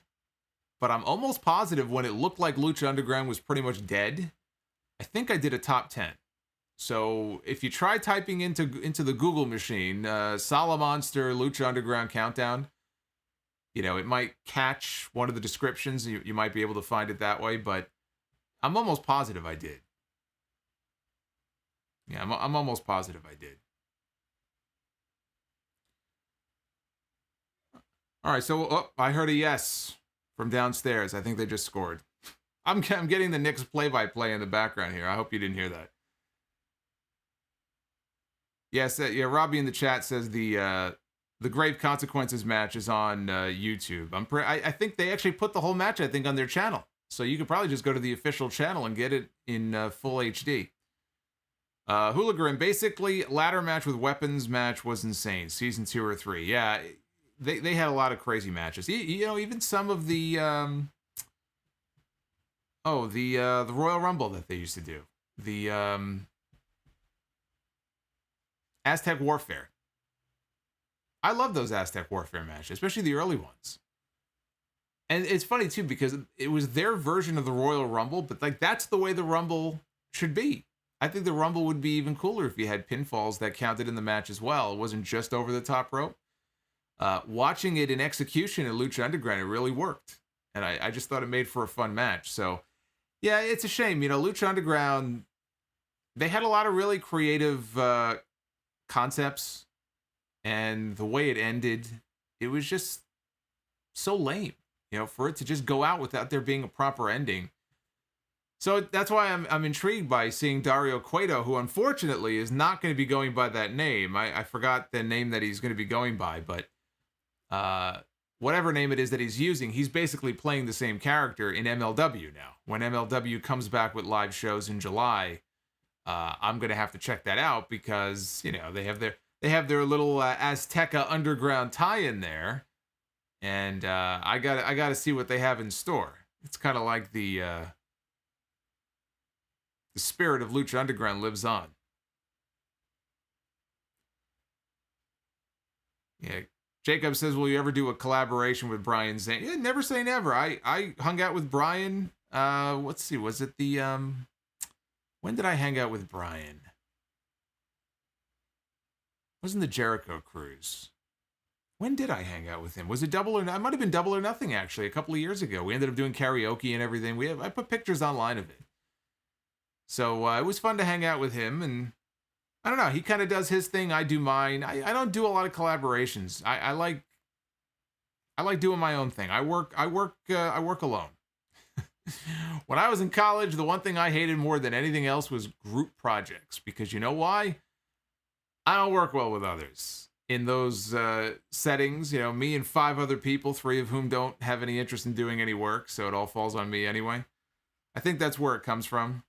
But I've done a few years ago, and look, I'm open to it. Never say never. Nothing planned right now, but never say never. In case he wants to know, will Kenny Omega go after the NWA title at some point? I thought he would. I thought he would go after the NWA championship and collect that belt as well, but it doesn't look like that's going to happen. There's been nothing to indicate that that's anything that they're interested in, so now I see that it's going to be Nick Aldis defending the championship against Trevor Murdoch at the next pay-per-view, which, as a pay-per-view world title match, seems a little... But when I was following NWA Power, and I haven't since they came back, but Trevor Murdoch was a perfectly fine babyface. He really, in that environment, in that show, in that studio kind of atmosphere, because the guy, he just looks like a throwback. So he really works in that NWA setting. So actually, as a babyface, going for the championship, maybe it's a story that could really work. I mean, the idea of Trevor Murdoch wrestling for a world title anywhere else, I know it seems laughable, but in the NWA, I think it kind of works. I'll tell you what's surprising, the fact that Nick Aldis has just not popped up anywhere else.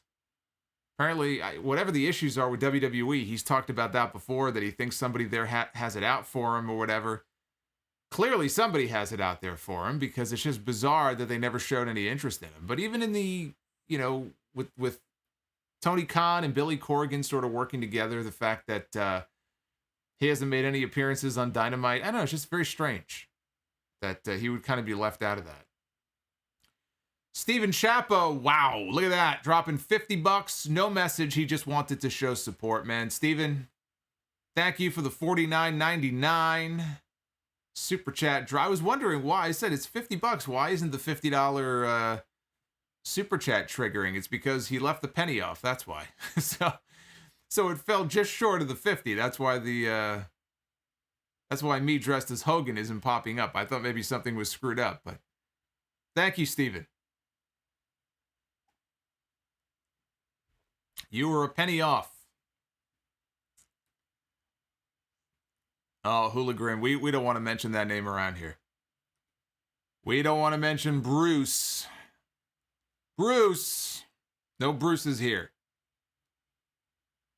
All right, let's, we have a few more super chats. I was going to get to the calls, which I'll get to here in a second, but we got some more super chats. And again, the lines are open. So the number was on the screen a little while ago. Actually, you know what? Let me put it back up now. You can always find the phone number, by the way, for when we do take calls in the description down below. If you scroll down, the phone number is always in there if you ever forget what it is. So just so you guys are aware. But let me just put that number up on the screen here. There we go. Let's see what these new super chats had to say. Food Hive with the $5. Is the next Dynamite after the one on Friday in 9 days? We've got 9 days. He's not going to let that go, are you? Tony Khan and his 9 days. Dr. NXT Scorpio. They tried to cancel Cena, but they just couldn't see him. Sorry, I'm out. That was very bad. That was... Leave the bad jokes to me. That was pretty bad. Yeah, they're not canceling anybody. In a few days, this will all be forgotten.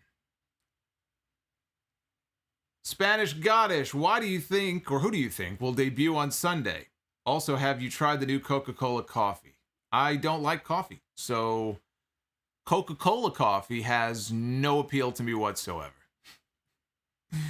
It has none. It has none. Okay, Ace of Master says the YouTube app on iOS keeps it at 99 cents. Have not found out how to change that. Yeah, iOS and YouTube don't always work well together, so that makes sense. Loknath in the chat, you saw Jim Ross's comment on saying Randy Orton is the best in the world. Yeah, again, it's one of those things that just it gets blown up. Jim Ross was on his podcast and he made a comment about how he feels that Randy Orton and again, I don't have it in front of me, but how he thinks Randy Orton is the best active wrestler in the world, or the most complete wrestler in the world, or whatever the exact quote was. And all the AEW fans freaked out because, of course, Kenny Omega is the AEW World Champion, and so how dare Jim Ross, who's the lead announcer for AEW, how dare he say that Randy Orton, that WWE guy, is the best in the world? It's the guy's fucking opinion. He didn't say Kenny Omega sucks. You would think that he pissed on the guy's grave, and he's not even dead. He's entitled to have his opinion. People jump down his throat. Look, there's a lot of things you can jump down Jim Ross's throat for. But him talking about how, in his opinion, Randy Orton is the best, I don't agree. I'd probably have to give that some thought. I'd probably end up going with somebody in New Japan right now. I might have actually told you Will Ospreay before he got hurt. He was doing some of the best work of his career. Roman Reigns, you know what? The answer, I think, might be Roman Reigns. Roman Reigns is not only having very good to great matches, but character-wise, he's untouchable right now. So I would actually argue that Roman Reigns, more than Randy Orton, is the best active full-time performer right now in WWE and quite possibly in all of wrestling. The guy is just firing right now on all cylinders. That's my opinion. You may disagree. That doesn't mean that you have to jump down my throat. Again, I talked about the AEW fans a few weeks ago. Whenever you levy the smallest criticism, or you're not, playing on the team, they freak out. It really does remind me of the TNA loyalists from many years ago. And it's ridiculous. And it just reflects badly on the AEW fan base when they do that. Jim Ross did nothing wrong. Jim Ross is entitled to his opinion. He did nothing wrong. He has nothing to apologize for. And I just think it's a bunch of people who are being fucking stupid is what I think. So that's my thoughts on the whole Jim Ross situation. Good old JR did nothing wrong. People just love to find a reason to the slightest, smallest thing. I mean, I know I critique a lot of things on the podcast every week, but I don't go out of my way to search for every little bitty, itty bitty thing. And the moment somebody says something, you jump down their throat and you attack them. It's like people go into attack mode. Like, don't these people have anything better to do with their time? Don't they have anything more constructive to do?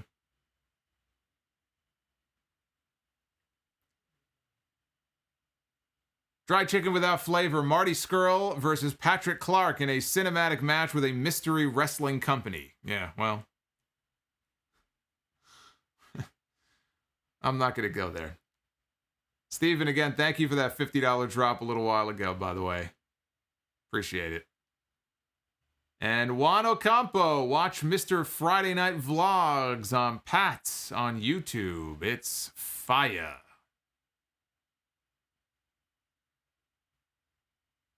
Yeah, Internet Bandit says, what's wrestling without being tribalist? I guess that's the problem. They're very tribal in nature. The only one that matters, though, is the tribal chief. All hail the tribal chief. Get my headphones ready here. Take some calls from you guys. See the number on your screen? 989-282-SOLO. We haven't done this in a while. Should be interesting. Dry chicken without flavor just dropped $5. We can all agree to disagree at times. That's right. That's right. Why can't we be friends? Remember that song? Why can't we? I better not sing it. I'll get hit by a copyright, but you guys know the song. That's right. Hooligram says, acknowledge him. Acknowledge the tribal chief. You will acknowledge him. Let's see who we are going to go to first. Let's go to 202.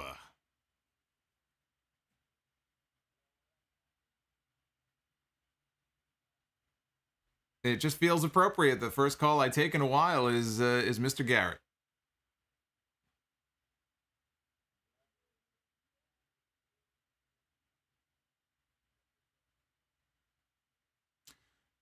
Well, hang on a second here. I don't know if people can hear you.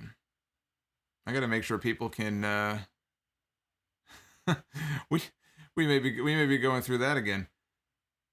Let me know in the chat if you can hear our good friend. Yeah, let me know in the chat if you can hear our good friend Garrett. If not, I'll have to fix this. I don't want you going on your rant here and then nobody hears what it is. So let's wait to hear from folks in the chat. I can hear him. All right, Uffman says there's silence. Yeah, because I didn't see the little bar going here. So let me see if I could. There's always got to be something here. This is what I get for taking calls again. See, I knew it would come back to bite me on the ass. All right, I think I see what the problem is. All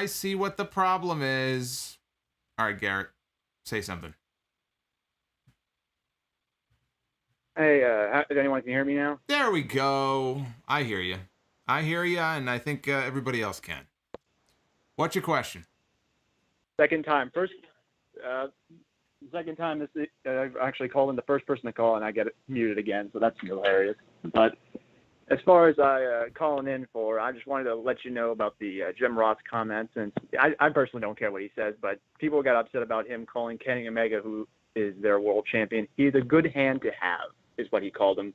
And everyone's like, yeesh, you Sean Speared him, I guess, is what they were complaining about. But, you know, that's his opinion. I don't really care much whether he calls Kenny Omega a good hand. If that's the comment, then he could have phrased that better. But again, the man is entitled to his opinion. The way that some people were coming at him, just how viciously I saw some people on social media coming after him. And again, you can go after him for a lot of things that he says, or his commentary not being as good as it used to be. But again, the guy has an opinion. So what?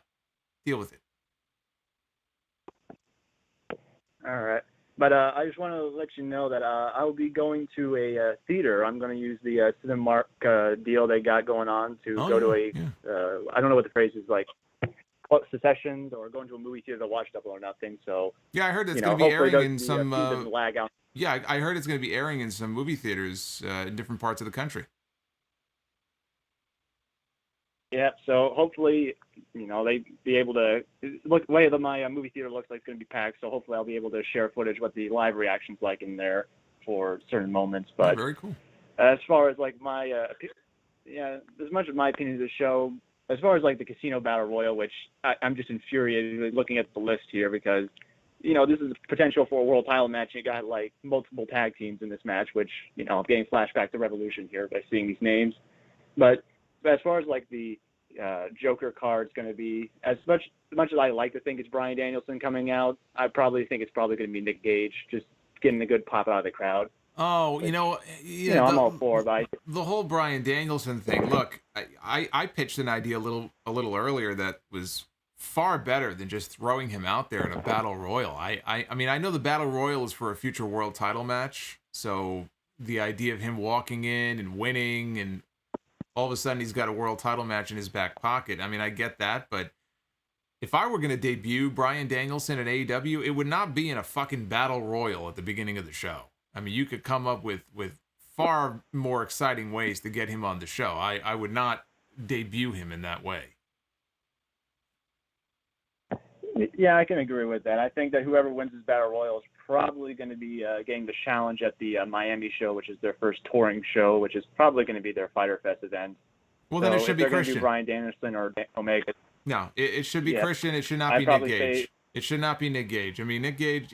Look, I watched his Dark Side of the Ring special, and interesting little story of where he came from and where he is now. And I know he's got a lot of fans and all that, but the idea of Nick Gage walking into AEW and then winning a shot to challenge for the world championship is a fucking joke. I mean, I understand he's got his fan base, but no, I I do not want to see that. I wasn't suggesting it. I'm just saying that it's probably the Joker, like the mystery opponent was going to be. Oh, but yeah, it's I agree possible. with the Possible. synopsis of Cage. But before I go, I just wanted to ask you, since this is the second anniversary of AEW, basically the second anniversary of AEW, I just wanted to ask you, what is your favorite to least favorite pay-per-view AEW has done so far in the last 2 years? As far as my choice, I still go with the original Double or Nothing in 2019, just as the novelty and actually for the big moments. As far as my least favorite, it's got to be All Out 2020. I just did not like the show from the moments that happened to the dead crowd to the, again, Jim Ross commentary during the Brody Lee match in particular, if anyone remembers that. And yeah, this is like my least favorite pay-per-view. What is your choice? My favorite pay-per-view, similar to you, Double or Nothing 2019, it's either that or Revolution from last year. I feel like Revolution last year, if it wasn't their best pay-per-view, it was their top 2. That was an excellent show. The key matches all delivered. Least favorite, it might be similar to yours. I also don't remember really being enamored with that show. That one is a little tougher to come up with, but definitely it's a toss-up, I think, between Revolution 2020 and Double or Nothing 2019. Probably giving the edge to Revolution. That was the show that Tony Khan, and this is what Tony Khan said. Tony Khan thought that was the greatest wrestling pay-per-view of all time. And again, I don't know that I would go that far, but I do think it was probably the best of the shows that they have produced.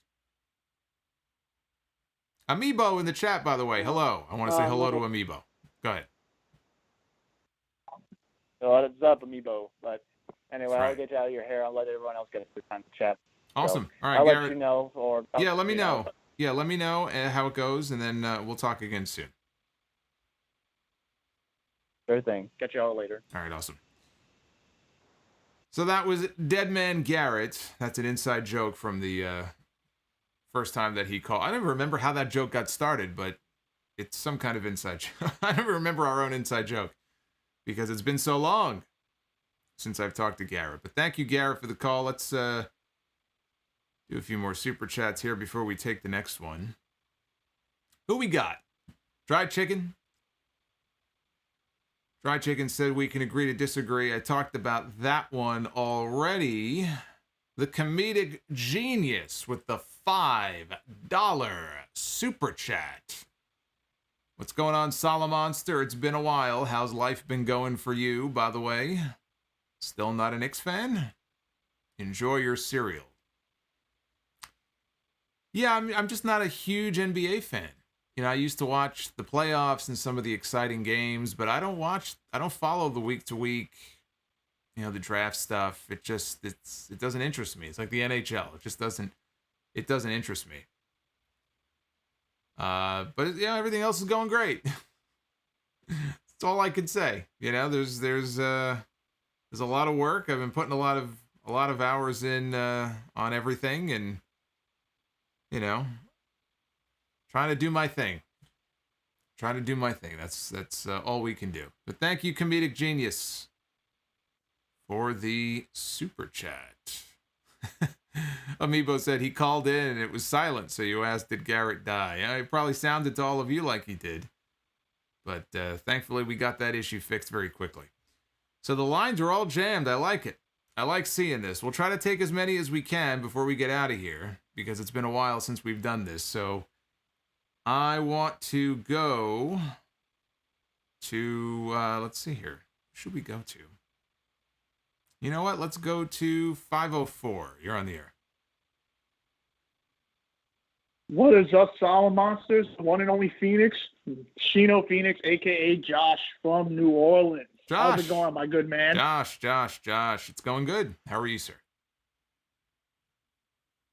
A little tired. I was streaming on Twitch for 4 hours. I'm just a little exhausted, but I can't miss your live streams talking about AEW as always. Of course not. What were you playing on Twitch, if I may ask? I was playing Fall Guys. I got 2 victories, and I'm currently on 109 overall victories. And I did play Overwatch as well.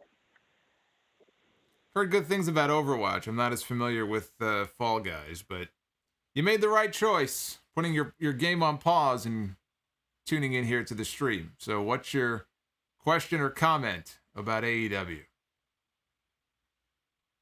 Well, first things first, I have one question, and it involves Omega and Andrade at Triple Mania. Okay. Because I'm looking forward to that match. Do you think Andrade should beat Omega for the AAA Mega Championship? When is their match scheduled for? Is it August? Yeah, it's August. Huh. I'm not really a fan of beating Omega before he loses the AEW title. And I wouldn't have him lose the AEW title, all out at the earliest, and that's September. So I would rather he not lose it, but I feel like this match is set up for him to drop the belt. And so I don't know if they would have whoever he's feuding with at the time maybe show up and cost him the belt. At least that would kind of give him a built-in excuse and maybe put more heat on their match. Some people might find that to be a cheap finish. I don't know. I mean, I think it's two different questions. Do I think he's going to lose the title? I do. Would I have him lose the title? Not before he drops the AEW belt. Yeah, I think it would make the most sense. But I have this idea that's been on my mind, and it also involves AEW, and I want to know what your thoughts is. Mm-hmm. I recently told one of my friends that they should do like a Brody Lee Invitational, like make it like their version of the G1 or a tournament, like once a year. And the winner of that said Invitational not only gets a trophy, but a future shot at the TNT Championship, because I think it would be a great way to honor, like not only honor Brody Lee, but just keep that legacy alive. And I think it would be a must-see to not only get younger talents and new talents in there, but I just want to know, do you think you could add on to that, or is it a great idea for AEW? I think it could work. I mean, I think that they honor him every week. Just when the show goes on the air and you hear Jim Ross go, "It's Wednesday night," you know what that means. So I mean, they have their little, their little tribute to him. I don't think you have to do it, but the idea of, people have asked me that over the years. Do I think WWE should have some form of a G1? And I laugh. Can you imagine WWE? Can you even imagine WWE attempting to do a G1 type of tournament? And we just lost him, but we'll reconnect him in a second. It's just comical to me, the idea that they would even, like the WWE would even attempt to do a tournament. Like, do you think they would even know what to do? Imagine them trying to follow the rules of the tournament and stuff. It's ridiculous to even think about. But I think it's an idea that could work. I don't think it's a bad idea. So, Coggies, let me know what your area code is. I'll see if I can find you. I got to reconnect here because Skype just kicked me off.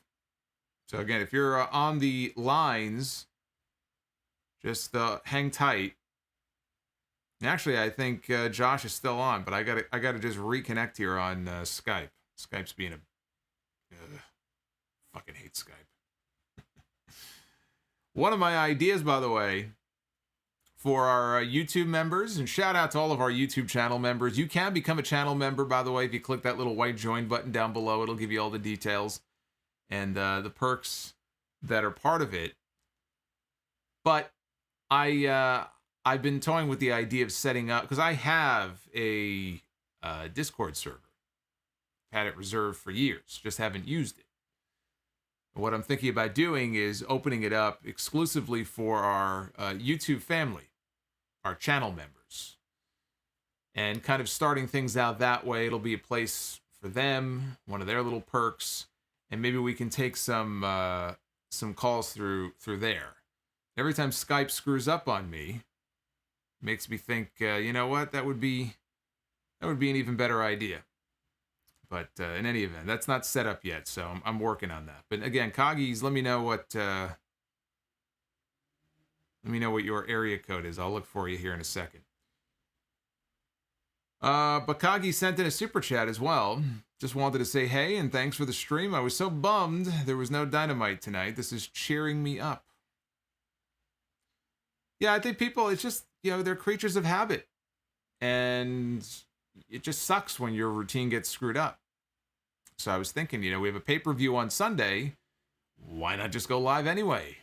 Just talk about the pay-per-view. Talk about predictions, right? So that way we're sort of doing what we usually do. 5-7. All right, I see you, Kagis. All right, let me do this. Boy, oh boy, oh boy.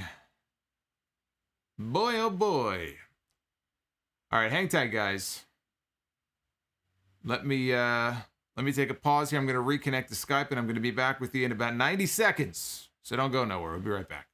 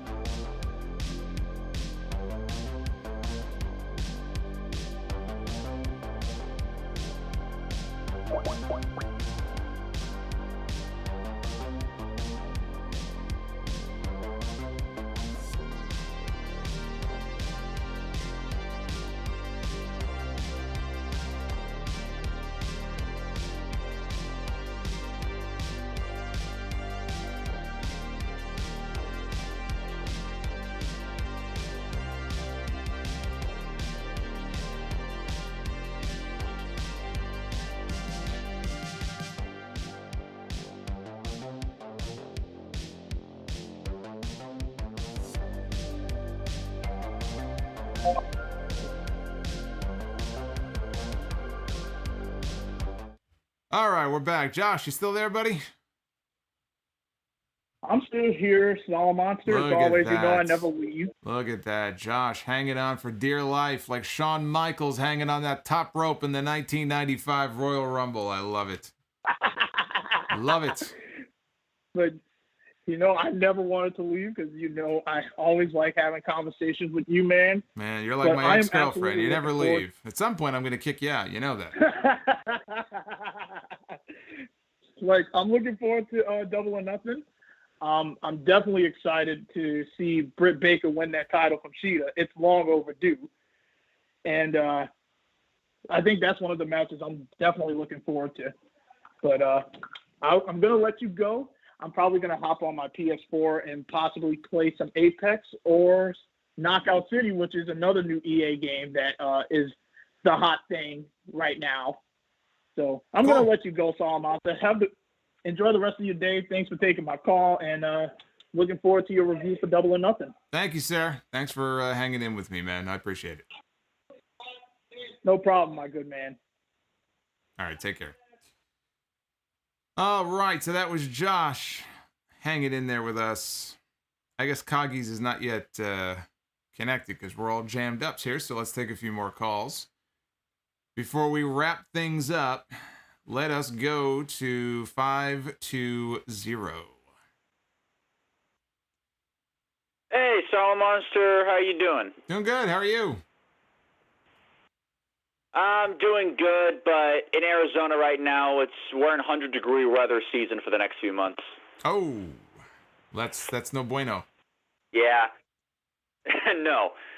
This is Luke from Maricopa, Arizona, also known as Samoan Fan 101. Cheap plug for my YouTube channel that I haven't been able to update in months.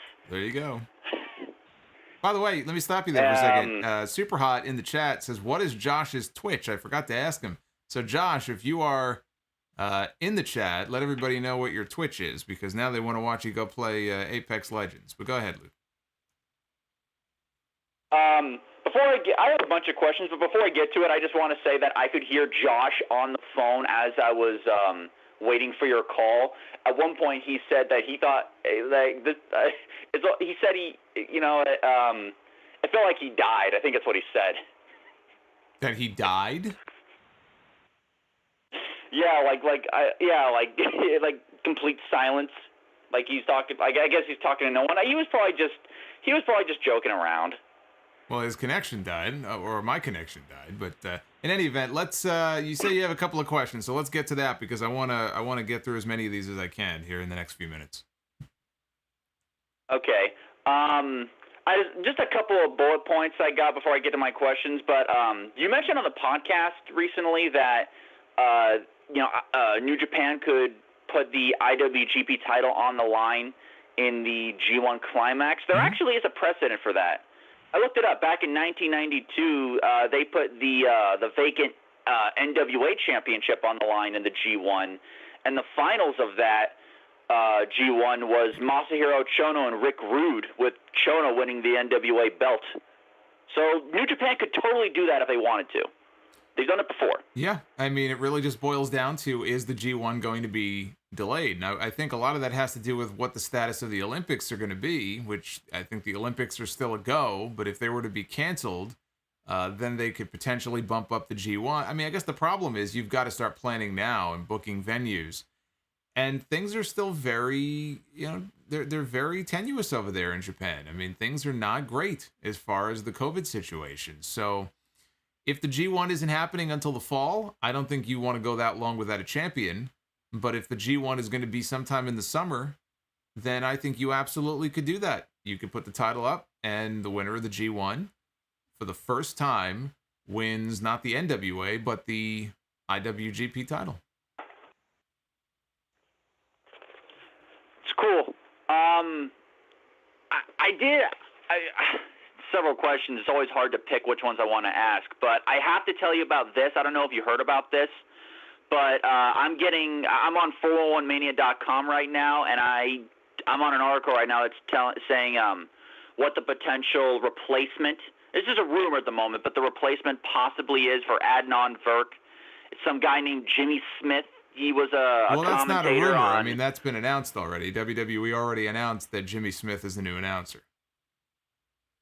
Oh, well, I haven't been paying attention to the news, so clearly the website I'm using must be backlogged. Yeah, no. Sorry about that. He is, he's official. So start the countdown clock, everybody. We can start taking bets. How many months? Get your bets in.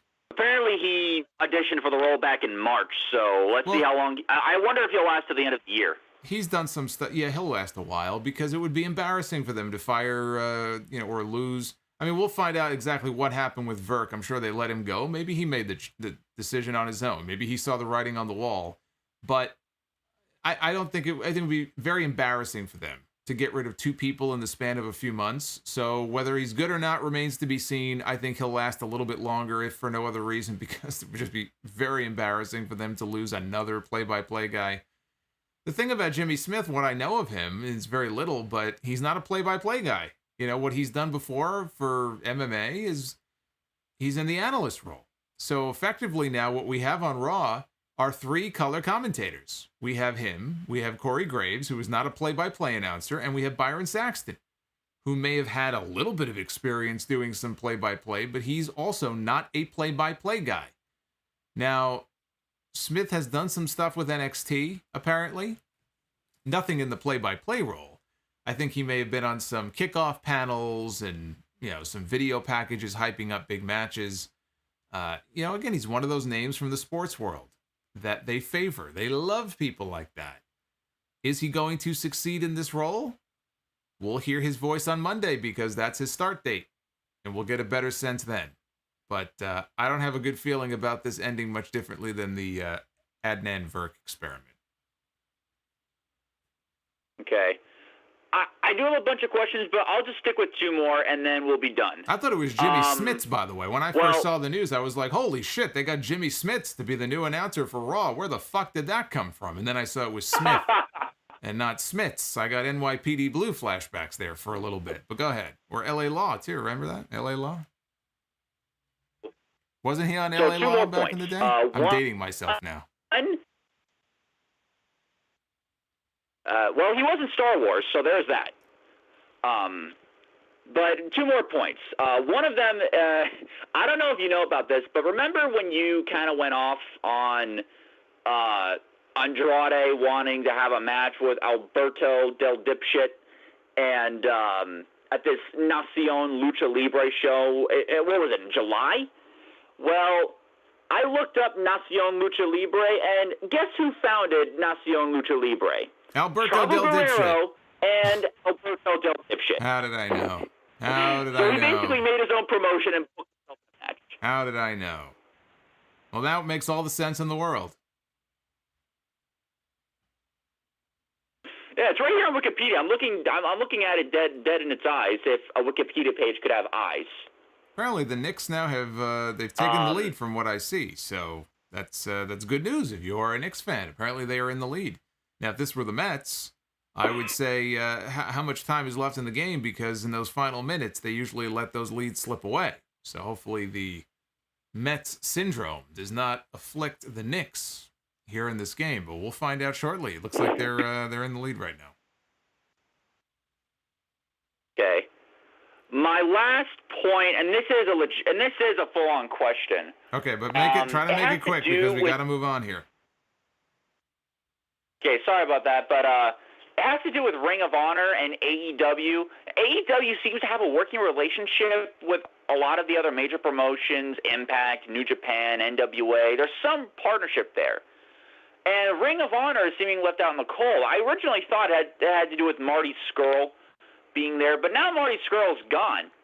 But yet there is no sign that any sort of relationship is in effect or even rumored in the potential future. So is what's going on? Is there some sort of heat between AEW and Ring of Honor that we just don't know about? No, I don't think there is. I just think it's a case of look, they don't have to work with everybody. And I think the biggest thing is that Ring of Honor has television. You know, the NWA does not have television on a network. New Japan does not have television on a proper network at the moment in this country, so that's less of an issue. Ring of Honor, you know, they are a televised product in this country. They're owned by, you know, a billion-dollar media entity, and maybe they don't want to work with others. You know, I mean, they have in terms of impact and whatnot, but, you know, both sides have to be on board for it, and the fact that they're not working together doesn't mean that they can't work together one day. I'm not aware of there being any kind of heat between the two companies. AEW doesn't have to work with everybody. Okay, thank you, Solomonster, for taking my call. I'll get out of your hair. And I just got to say, that IC title match on SmackDown last Sunday should have been on that Backlash pay-per-view instead of whatever the hell that zombie match was with Priest and Miz. So that would have made it for a much better pay-per-view. So I'll see you later, Solomonster, and have a good rest of your night over there in New York. Thank you. You Ciao. too, sir. Appreciate it. Yeah, let's... that Intercontinental title match, it was on Friday, not Sunday, but that was a very good match. There were some people who overrated it a little bit because I didn't see it until later on that night, and I heard all these wonderful things about it, and then I watched it, and it was like, oh, it was a very good match, but it's not fucking match of the year. Let's cool our jets there. Let's see here. We had one more super chat before I get to the next, actually two. Oh, Jolly Burgos, sorry I'm late, but I just wanted to ask you, given Scorpio Sky's recent interview, who do you see jumping from AEW to WWE? I say Sonny, Diamante, and TH2. Well, what did Scorpio Sky imply about an AEW talent going to WWE? I did not hear those comments, so you'll have to fill me in on exactly what he said. There is no AEW talent that I could think of that just strikes me as, you know, imminently jumping over to WWE. I mean, look, you could be a Sonny Kiss fan or a Diamante fan and say, man, AEW's not doing enough with these people. But do you honestly believe that they're going to be better off necessarily if they go to WWE, who stockpiles talent? So much talent, they don't know what to do with a lot of these people that they sign. I mean, it's almost like you're damned if you do, damned if you don't. So I don't know that that's a much better option unless they can get themselves a lot more money. You know, then good for them. You know, Diamante, she could be an addition to that NXT women's division. But, yeah, I don't know. Sonny Kiss, TH2. Do you really see WWE doing that much more with them than AEW is doing? Because I don't. Tommy Seville, thank you, man, for the $17 super chat. Appreciate it. I think that this might be our good friend Coggies here. Let's find out. Coggies. Hey, buddy. I got you. I told you I was going to get you. You got to speak up, my friend. Put some bass in your voice. Let your balls drop. Let's go, Coggies. You're on the air. You're making your debut here. Oh man, this is great. Well, it's nice to talk to you. I want to give a quick shout out to my buddy Frank who got me into your show. Well, thank you, Frank. He's the fucking man, dude. Salute to Frank. Right, Frank's the fucking man. We're gonna check out. That's right. Yeah, we're gonna check out a Double or Nothing. On Sunday. Gonna get some ice cream. Right, some ice cream, some hookers, some blow. Right, all the good stuff. You're gonna do it up right. Nah, maybe not. Maybe not. It's not. If it was Vegas, though. Maybe if it was Vegas, we'll start at ice cream. There you go. And yeah. No. Snorting ice cream sounds like a terrible idea. You talk about brain freeze. I would not advise you snorting ice cream. No. Anyway. No, that's inadvisable. Definitely not. That's the real brain buster. What's your question? But yeah, man. I share your enthusiasm big time for NJPW. You got me real jazzed for that, so I got on the NJP world. And I'm so sad that they're having such a hard time right now. Yeah, it sucks. That's a bummer. But we got to get Suzuki over here, though. One, to keep him safe, and two, so that he and Moxley can beat the shit out of each other. That would be great. Mm-hmm. Suzuki and whoever, man. Suzuki and Archer, Suzuki and Miro, Suzuki and Moxley, Kingston. Put them in there with anybody. It's fine with me. Yeah, hell yeah. So, yeah, Britt's definitely winning this Sunday. I got my Bloody Britt t-shirt on right now. Huge Doctor fan. She's from Pittsburgh. I'm from Pennsylvania, so, it makes sense. You guys are homers. Oh, yeah. But I don't really have any questions. I just wanted to chat with you for a minute, but I also don't want to take up too much time. So, Well, look, I'm glad to hear from you. Hopefully we'll do more calls more often. And the next time you do have a question, give me a call, and we'll see if we can get you back on. But thank you. I should say thank you for all the because I see you in the chat every week, and thank you for all the support. It means a lot. Oh, hell yeah, man. Yeah, you have a really great show, and it's really nice to support someone who loves what they do, and really gives me a lot of entertainment. I listen to your podcast like twice a week, while I'm doing stuff around the house and everything like that, and yeah, it's just great. So thank you, man. Awesome. All right, listen, I'm gonna let you go, and we'll talk again soon. All right, cool, man. Take care. All right, awesome. So that was Coggies in the chat, everybody. Glad to get him on the show. Samoan fan dropping $2. Talking about CM Punk in Taiwan and his Twitter bio. Well, that's what Punk does. He trolls. I mean, what else is he going to do? He's not doing anything else. He's enjoying the fruits of his labor. He's enjoying his retirement. And playing with his Twitter bio. All right, let's do a few more calls, and then we will wrap things up here. I'm going to try to get to as many people as I can, but try to be succinct if you got a comment or a question, because I don't want to linger too long on one call. Let's go to Connecticut, which Jim Ross once referred to as an overpriced hellhole. 203. Do you agree or disagree with JR, since you, I believe, live there?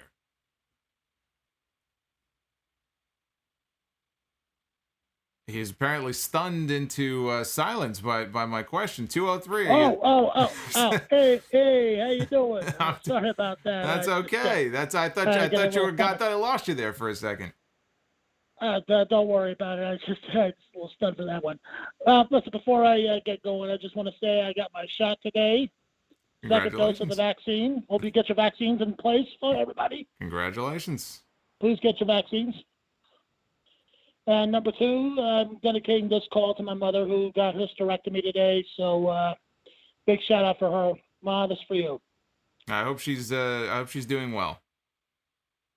Yeah, thank you, Solomonster. I appreciate that. Okay, I got a couple of questions. You talked about AEW moving to TBS is a good thing, but there's another thing you've got to consider about the Warner Media Discovery merger that's going to be coming up in a couple of years. Do you think AEW will stay there on that brand? Does that fit there? What do you think? I think they'll be there for at least a couple of years. I mean, my understanding is their existing contract that they signed last year, that is unchanged. So that it's not like time has been added to it. So that's going to come up. Yeah, basically they'll be negotiating probably end of 2023 or sometime in 2023. So at that point, if they wanted to be back on TNT, I mean, that's something they'd have to negotiate with Warner. I can't see that changing if they still have the rights to the NHL, though. So I think if they go to TBS and everything seems to be working, then why rock the boat? I mean, the right stuff comes down to money. I don't think it's going to matter what channel they're on, unless they get booted off TBS and you put them on True TV or something like that. I think they'll be fine on TBS. And as far as the deal is concerned, it's going to come down to money in a few years, as these things always do. Yeah, I know that Warner's going to be in charge, and Discovery's got a little bit of the profit, 23%, and Warner's got 75% of it.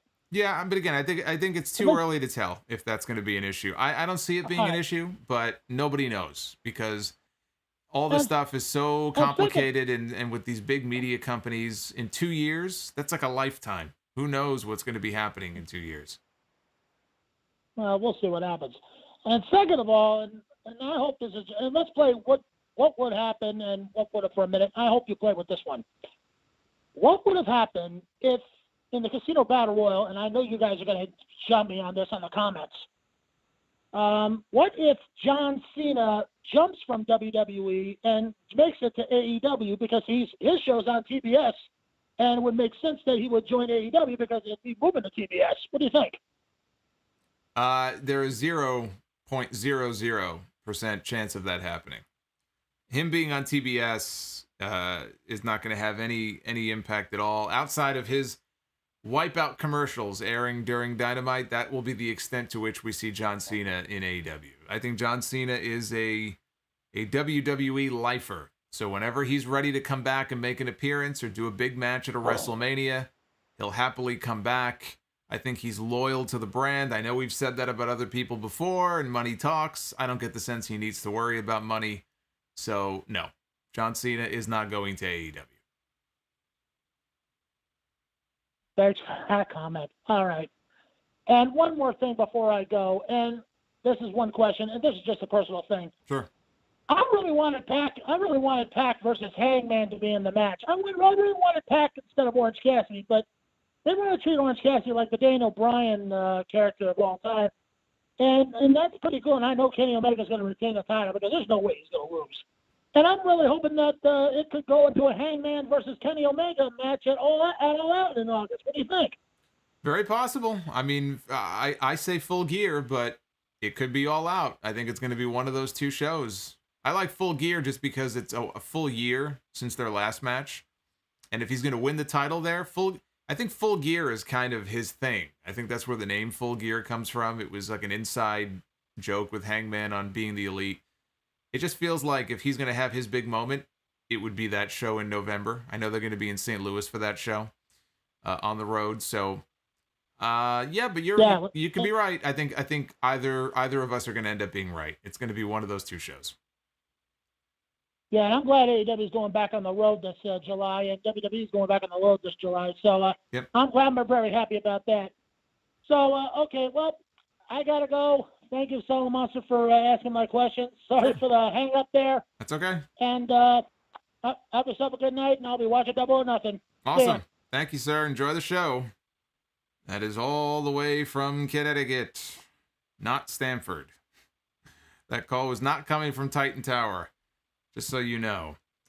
Dry Chicken Without Flavor dropped a super chat a little while ago, $5. I heard your Collision in Korea review. I'm disappointed Dark Side of the Ring never mentions Kensuke Sasaki and Akira Hokuto having sexual interaction. Well, that's why I mentioned it. I mentioned it at the end of my review. I can't believe they left that story out. It's a great love story.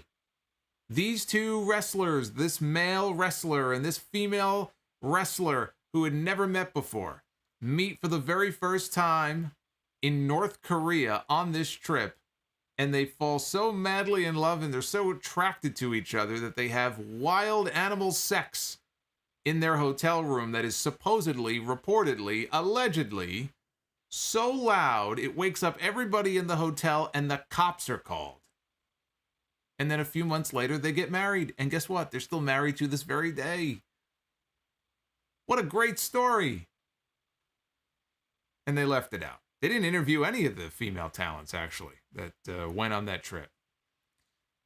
I was surprised they didn't interview either of the Steiner brothers, but I've been told that the producers tried to get them and they basically stonewalled them. I have no idea why. But anyway, I think that's a great love story. Doesn't get any better than that. Tommy Seville, if Solomonster could live anywhere he wanted, where would it be? Oh boy. If Solomonster could live anywhere that he wanted to, where would it be? That is a great question. It probably wouldn't be in this country. I'd go to someplace much nicer than this place. Much nicer than New York. I mean, there are other parts of the country. Hey, you know what? I see Eric Bischoff posting on Twitter. You know, he's up there in Cody, Wyoming. It's beautiful. I would love to live in a place like that, but I can never do the winters there. The winters there would be too brutal for me. I'd prefer to go to a place where there is no winter. Winter is like 65. No snow to dig out of every fucking year. So I'd pick like a nice, I'd pick a nice place like, I don't know, Denmark, or one of these places where you hear they do these surveys of where in the world are people the happiest, and it's always like Denmark or Sweden at like number one, and everyone's so nice. It's like nice and quiet. I could do my show and be left alone. But then again, I'd probably be streaming at like 2 o'clock in the morning at these like weird times. So I don't know. Japan is the dream, says Maz in the chat. Yeah, one day I really would like to make my way over to Tokyo, make a trip. Not now, but at some point in the future. I don't know about living there, though. Like, permanently. But who knows? You know, sometimes you visit these places that you've never been to before, and you just kind of fall in love with it, you know? I have a couple of friends who moved out of the country to other places. Not because they didn't like being here, but they just... like they got married and their wife was from overseas, so they went to go move there, and they're happy. It's like their own little paradise over there. I would want to move to paradise. Wherever that may be. Find me paradise. That's where I want to live. Kagi says Euro Monster. Maybe. I've never been to Europe. I hear Greece is nice. Samoan fan 101. Why are the WWE casket matches always weak and Grave Consequences matches so good to great? And when will Pentagon and Phoenix go singles in AEW? I don't know if you've been paying attention, but Pentagon and Phoenix have been singles for a while now in AEW. So I think Phoenix is out with an injury, but that's already happened. And I don't know, but the casket matches, who knows? Just the way WWE has their formula for doing things, and you know what they do works for them. No, not Paradise, Nevada, you smartass. Hardy in the chat saying Paradise, Nevada. No offense to the people in Paradise. 720, I think it's our buddy Brian. Brian, you there? Yeah, I'm here. Hey, Brian, what's going on? How you doing, man? Good. Not a whole lot, man. First time caller. I'm from Colorado, and I got a statement and I got a question. Sure. Statement is that I think you're awesome, man. You and JD are the guys that I rely on the most for my wrestling fix, and I'm still waiting on the day where you recommend Raw to me. I'm beginning to lose hope in that. You're gonna be waiting a while, I think. Yeah, right. I don't watch WWE anymore. I'm a AEW guy.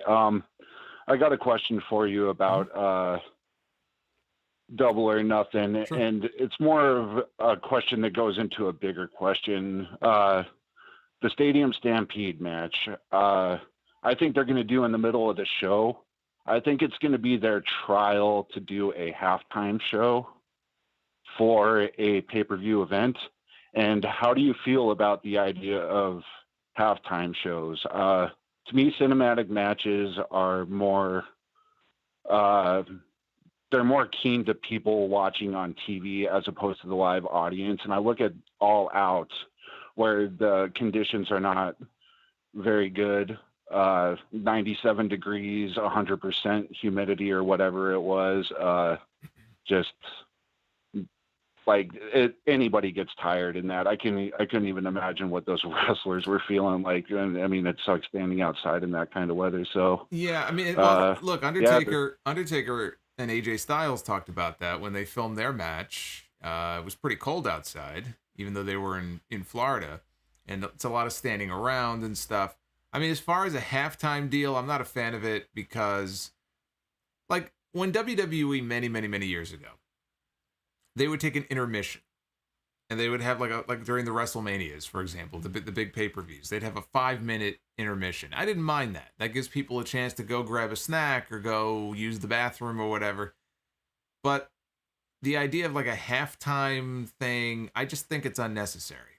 And I think when you do these cinematic matches, you should save them for special occasions. You know, I understand why they were doing so many of them because of the pandemic and everything, but as things start to get back to, normal or a degree of normalcy, there's not a need to do them all the time. Save them, make them special, do them every now and then. But, you know, like a halftime type thing, I'm not a fan. I just want to get through these pay-per-views as quickly as possible. I don't think we need any kind of little interlude in the middle. I hear you. I just think that they're looking at ways to keep the fans engaged throughout a 4-hour show. You know what I mean?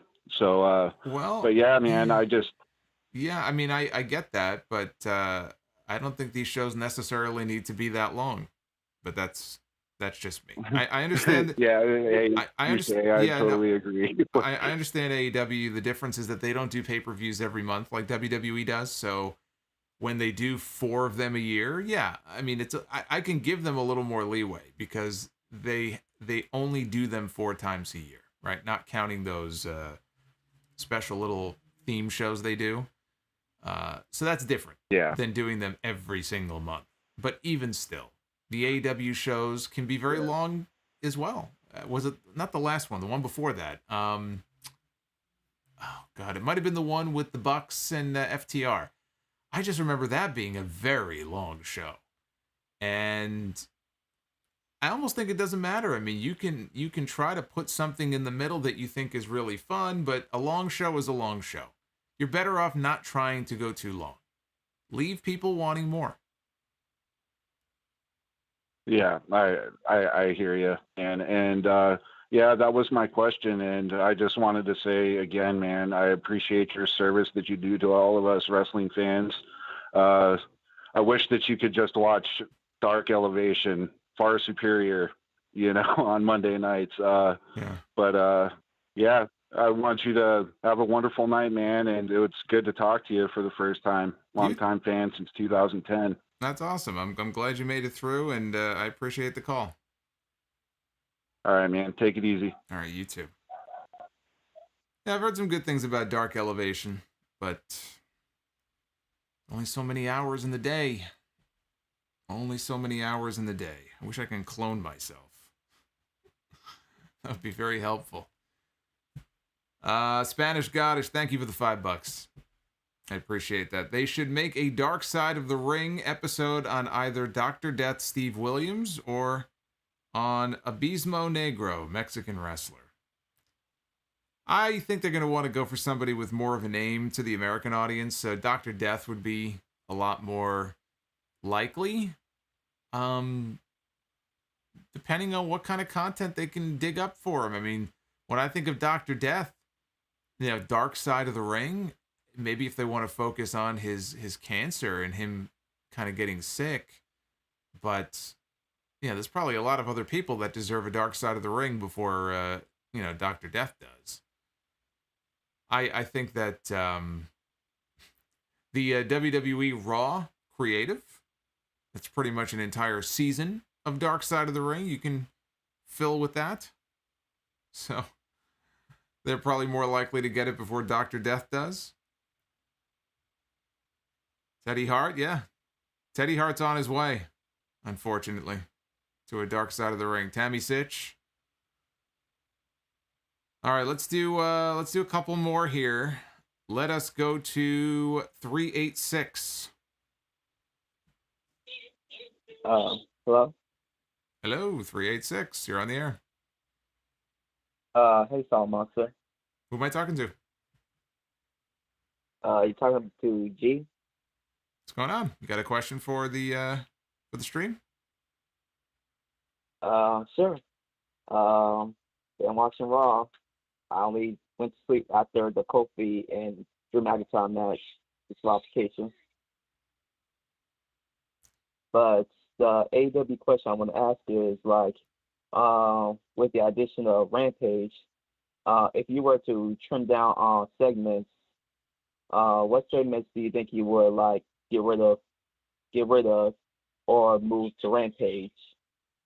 You mean from Dynamite? On Dynamite, move from Dynamite to Rampage, you mean? Yeah, move from Dynamite to Rampage. Because there's been too many stuff on Dynamite recently with the factions and the whole Nightmare family stuff. Yeah, I mean, it's a weird, and thank you for the call. I appreciate that. They're looking at Rampage as like a third hour of Dynamite, just on a different night.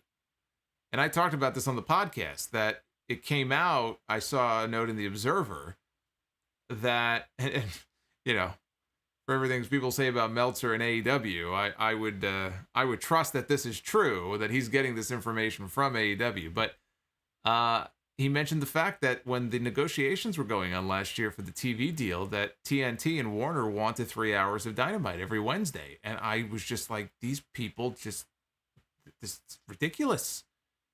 Just pile on more and more and more. And I understand the need for more content, but 3 hours in a row is completely unnecessary. And Tony Khan apparently was able to successfully talk them out of it. But the compromise was that third hour would be its own standalone 1 hour show on a different night. Hence Rampage on Fridays, which is going to debut now in August. Much better for two reasons. Number one, a 1 hour show is far more digestible than a 2 or 3 hour show. And the fact that it's going to be on a different night.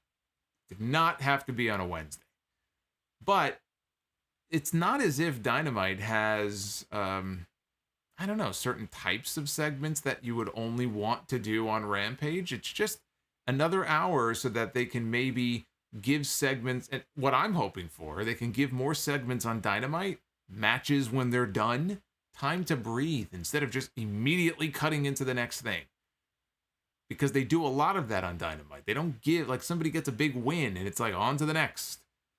And I'm hoping that by having that extra hour, it will let things just play out a little bit more.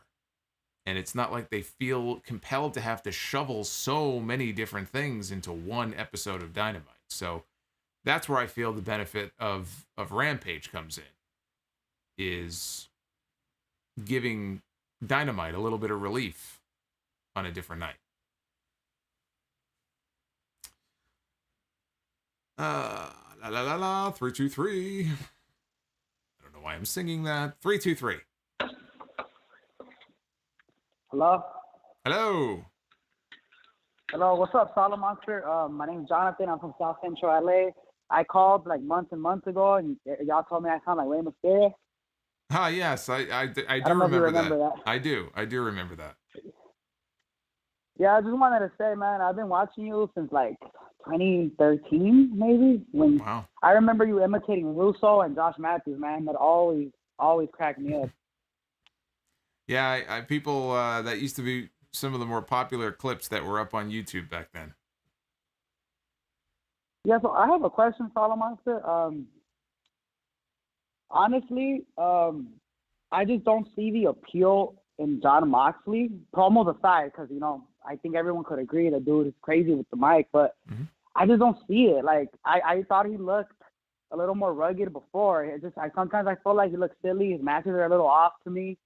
I just don't, I will tolerate the nonsensical spots, the high spots, the dives, the super kicks, the whatever, the Young Bucks, whatever the criticism is. But something about Moxley, man, like, I'm just not into, like, his matches. Like, I can't have him on and expect people not to look at me weird. I don't know if you could kind of explain it to me, because I'm not necessarily on anybody's side. I'm just watching wrestling matches. So I don't know if you could explain it to me a little bit.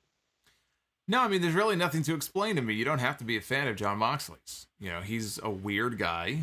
The way he moves around and the way he sort of acts, he's just a weird guy.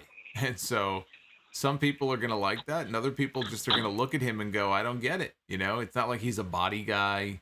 He's not some big muscled up looking guy. His hair is all kind of, I don't know, messed up and stuff. So yeah, I think because he is different, I think he stands out a little bit more. And he's had some really good matches. I think actually his reign as AEW champion, I think the pandemic hurt things a little bit in terms of it wasn't an overly exciting reign, but he actually had some really good matches during that reign. So I'm a fan of his work. I like the guy. He's not my favorite wrestler or anything like that, but it's not like you have to apologize for not getting him or being a fan of his. There's a lot of people who feel the same way that you do, or they felt like he was the weakest of the three guys in the Shield. I heard that from a lot of people too. That's a perfectly fine critique. So I can't really explain it to you. I think everything you said it makes sense. Some people get it, some people don't. There's nothing wrong with that. I think it's because some AEW fans really, really go on the D. I don't know if you saw. I'm sure you saw the JR saying Orton's the best wrestler. I talked about that. Yeah, I talked about that earlier. Oh, okay, yeah. I guess they get on me too, man. And I don't really hang out with a lot of wrestling fans. Due to what where I'm at, where I live, the type of people I'm around. I'm not really around a lot of wrestling fans. So the only way I could talk wrestling is to, have a comment here or there, and people really get at me. Yeah, they're. Somebody mentioned earlier they're very tribalist in that if you say anything that is perceived as negative, they get very upset about that. That's it's a big problem with a lot of the diehard AEW fans. But to be fair, you don't just find that with AEW. You find that with really, really diehard WWE fans too. Especially on Twitter, I see a lot of that. People who will have some of the women as their avatar, and the slightest comment they come after you. It's awful. I mean, some of these people are just dreadful. So it's believe me, it's not just an AEW issue. Yeah, I just wanted to ask that. I hear you all the time, Solomonster. I'm a big fan, and just keep doing your thing, man. You really are like the king of wrestling podcasters, at least for the ones who like impartial, unbiased, rational reviews. Thank you. You're not someone who does testing for shock value or nothing like that. You really are a fan who gives you opinions, So from all of us, thank you, Solomonster. Thank you, man. I appreciate that. All right, take care. Call back soon. So there you go. That was from Jonathan from South Central. I think we got one more super chat here that came in from Tommy. Look at this, dropping another $17 super chat. When I started watching wrestling YouTubers, good mic work was my first, but you'll always be the one I love, Solomonster, LOL. I was 14 when I started listening. I'm 22 now. Boy, when I get messages like that, it puts things in perspective. People are like, man, I was listening to you when I first went into high school, and now I'm out of college and I'm married and I got a kid, and I'm like, fuck, I'm old. That's what happens, man. That's what happens. Father Time, he waits for no one. But I love hearing stuff like that. I had a lot of loyal fans over the years who have stuck with me, and have heard and seen the growth of the channel and the show, and it's just a very cool thing. So Tommy, I appreciate that. That means a lot to me. Dry Chicken, I did not forget about you. He said, one of the 3 wrestling moves you dislike watching the most: the Bronco Buster, the Stink Face, or the, what is that? The Visagra? What the hell is that? I don't even know what that is. I mean, those aren't even the moves I hate the most, but I mean, of those choices, I guess with the Stink Face, it depends on who's giving it.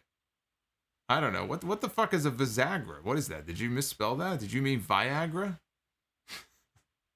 I don't know what you're talking about.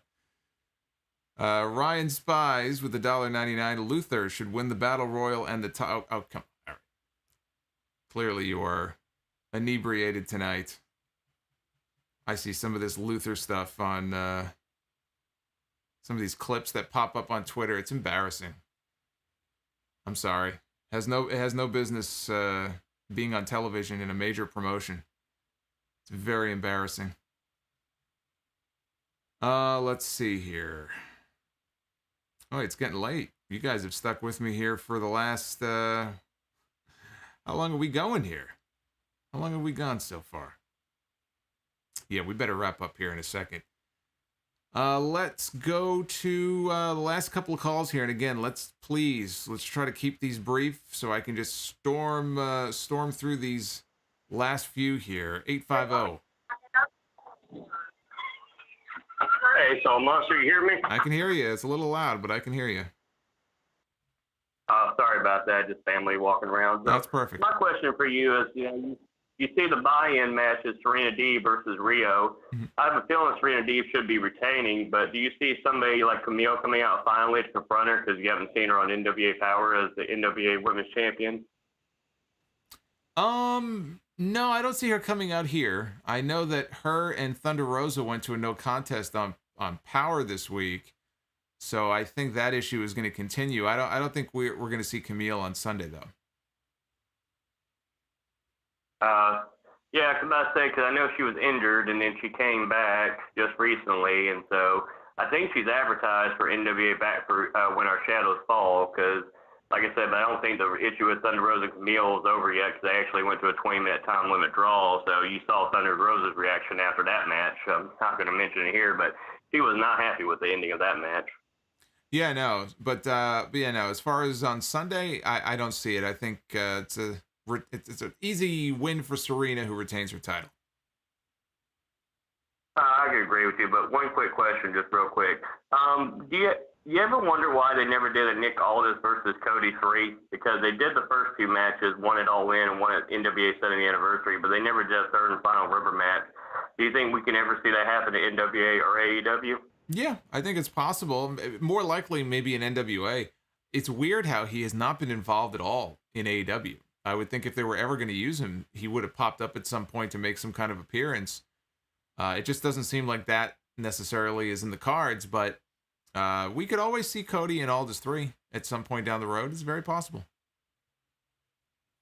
All right, like I said, I appreciate everything you did. And like I said, I just want to do one quick thing, tell you thank you for your kind words with your email and giving me some good critique on my YouTube channel. It's really helped out a lot. And I see with the advice you gave me, I've been able to grow over 1,000 more subscribers. So I really do appreciate it. It's all Monster. That's awesome. I'm so happy to hear that. And keep growing it, man. Just keep grinding, and you'll see success will come.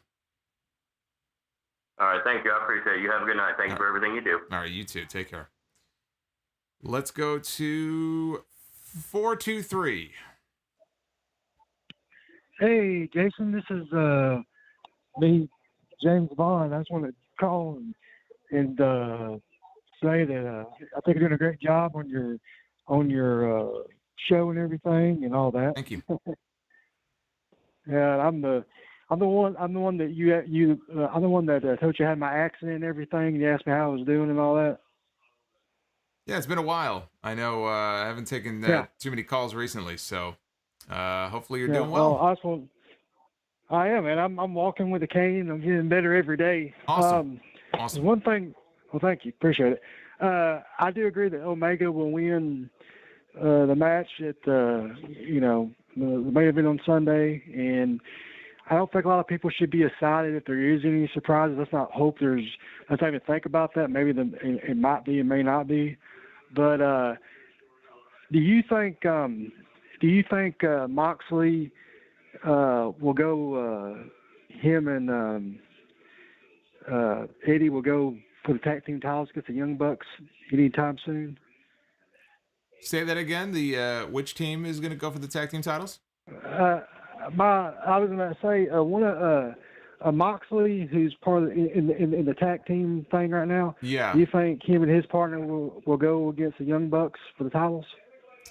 Yeah. I mean, as a matter of fact, I mean they're challenging for the tag team titles on Sunday. So yeah, that's why when I did my predictions earlier, I picked them to win. So yeah, they're getting their match on Sunday, Double or Nothing, and they are my pick to walk out with the AEW tag team titles. So again, thank you to James for the call. I'm happy to hear that he is doing well.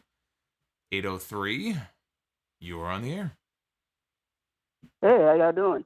Good. How are you? My name is Michael. I'm Michael. Hey, Michael. Well, I have two questions. My first question is, what do you think about Lance Archer taking on Miro for the TNT Championship? I don't think Lance Archer is going to win the TNT Championship not on Sunday. I'm not really enamored with the idea of him losing. So my plan would be for them to go to a time limit draw, and then you bring the match back on TV in a few weeks and do a rematch. Okay. And my last question is, what do you think about Sting and Darby Allin teaming up to take on Ethan Page and Scorpio Sky? I picked Sting and Darby to win when I did my predictions earlier on. So my belief is that they'll walk out with the win. But that to me is one of the more unpredictable matches in the card. It could go either way. You know, they could give the win to the new heel team. And it's not like Sting and Darby would really be hurt by it too much. But Darby just lost the TNT title. I wouldn't have him losing back-to-back big matches like that. So I got to go with Sting and Darby on Sunday. Let's go to, I believe, I'm not mistaken here, this might be one of our friends from overseas in Saudi Arabia. Hey, Jason, what's up? What's going on? Good, man. It's been a while. I know, it's been a hot minute, as they say. Yeah. So how are you doing, man? How's the COVID situation in your city? Things are going well. Things are getting better, and kind of becoming a little more normal each day, bit by bit. So things are good here. Hopefully things are okay by you as well. Yeah, man. It's doing well. So I will ask one question. I will tell you because I'm your Saudi source. I will tell you information about the next Saudi show. Okay. So the first question is about Undertaker and Sting. Like, what happened there? What the hell has happened there, you know? Like, I remember in 2011, there was a promo. We all thought that it was promoting Sting. I think you did as well, right? Yeah, well, I mean, a lot of people thought it was, and apparently because the people thought that it was him, it got WWE's attention, even though it was always supposed to be The Undertaker. But they did reach out to Sting because his contract was either almost due or had just run out with TNA, and they talked. I think they had a conversation about maybe possibly working together, and it just didn't happen. And it was a few more years before he signed. So it was always going to be The Undertaker, but I think the fans let their imaginations run wild with who they thought it was. And yeah, unfortunately, the match, it just never happened. They ran out of time. Yeah. They got old. After I heard The Undertaker that there were no plans in the first place, I got like, wow, we got our hopes up all these years, you know? Yeah, no, it was a missed opportunity for sure. And like for Sting, what if I call him the what if guy in WWE? He like so many years has passed by and never made it to WWE until like he was. Until it was too late. Too late. Yeah, no. And look, he had good reason. Yeah. He had good reason. He has said that one of the reasons he didn't come over earlier was because he was worried that Vince McMahon and WWE would embarrass him.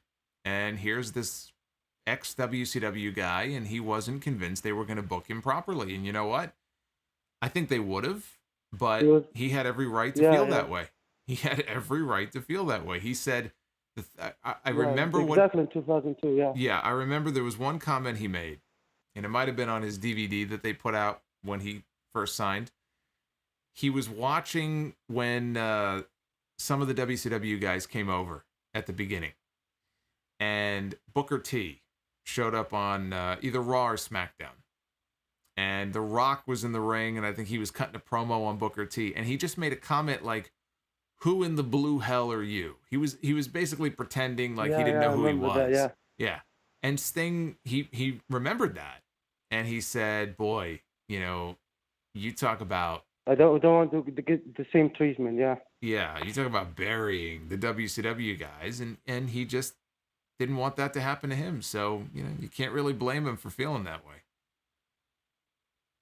Yeah, I know. So lastly, I want to give you information about the next. I don't know if you know, but Russell Votes tweeted that a Rome Saudi show is in the end of the year. I had heard that they were hoping to do one before the year was over, but that's all I heard. Yeah, but 2 days ago, like our government, the entertainment government, announced that Tyson Fury will be boxing in August. So that made the Saudi coming is very likely, Okay. And you have some information about this? Yeah, so very likely the show will be on December and Jeddah. So you'll be looking for the sign, man. I'll be looking. Our deal is still. I'll be looking for it. Our deal is still on, man. Yeah, man.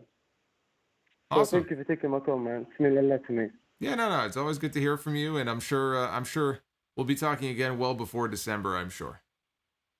Yeah, before the pay-per-view, I will tell you, like, because, okay, thank you, man. All right. Take care, man. Thanks for calling in. I appreciate it. Thank you. All the way from Saudi Arabia, our good friend. Haven't heard from him in a while, so it's good to hear his voice.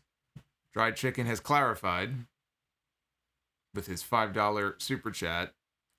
The Visagra was Viscera's pelvic thrust, so I had forgotten about that. That was when he was the ladies' man.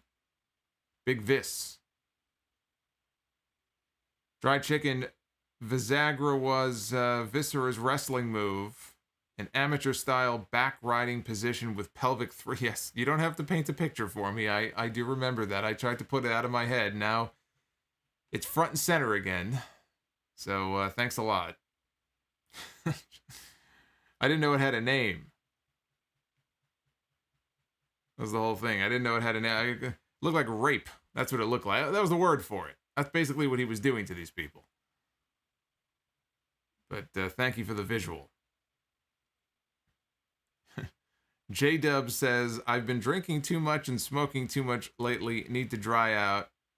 Listening to Solomonster.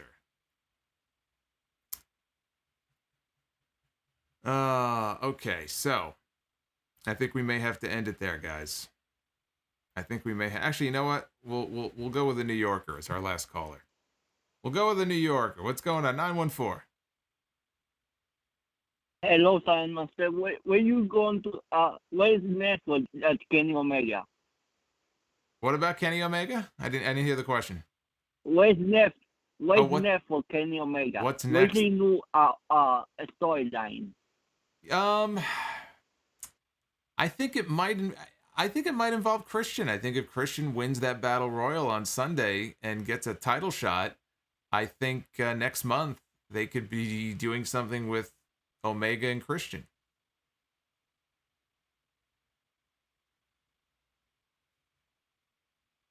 Hello? Hello. Yeah. So when you do between then and now for Kenny Omega? Well, I mean, I just said I think Omega will win on Sunday, and then after that, they can move on to something with like a storyline with him and Christian. But they could also do something with Orange Cassidy, because if Orange Cassidy doesn't get pinned on Sunday, then they could do a one-on-one match, right? They could do a storyline with Orange Cassidy. So I think it's going to be one of those two guys. Alrighty. I'm going to let you go. I have stunned him into silence, and that's where I'm going to end it. So, that was a very interesting way to end things, but I want to thank everybody who called in tonight.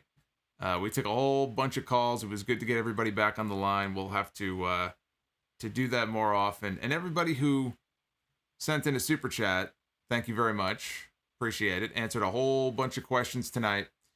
So again, don't forget, Dynamite, for those of you who are not aware, is airing live on Friday night, 10 p.m. I ran down the card a little bit earlier. If you came in late and you missed it, I ran down the entire pay-per-view card for Double or Nothing on Sunday. I gave my predictions, and I'm going to be live with you. In fact, I am going to be live back here with you on Sunday night. So as soon as the pay-per-view goes off the air, there it is. That's the thumbnail you want to look for. The Sound Off Double or Nothing review. We are also going to be doing the Wrestle Rumble contests. So that is going to be a fun night on Sunday as we head into Memorial Day. Big holiday weekend coming up. It looks like it's going to be a washout here in New York. The weather looks like it's going to suck. So we're gonna be indoors working the whole weekend.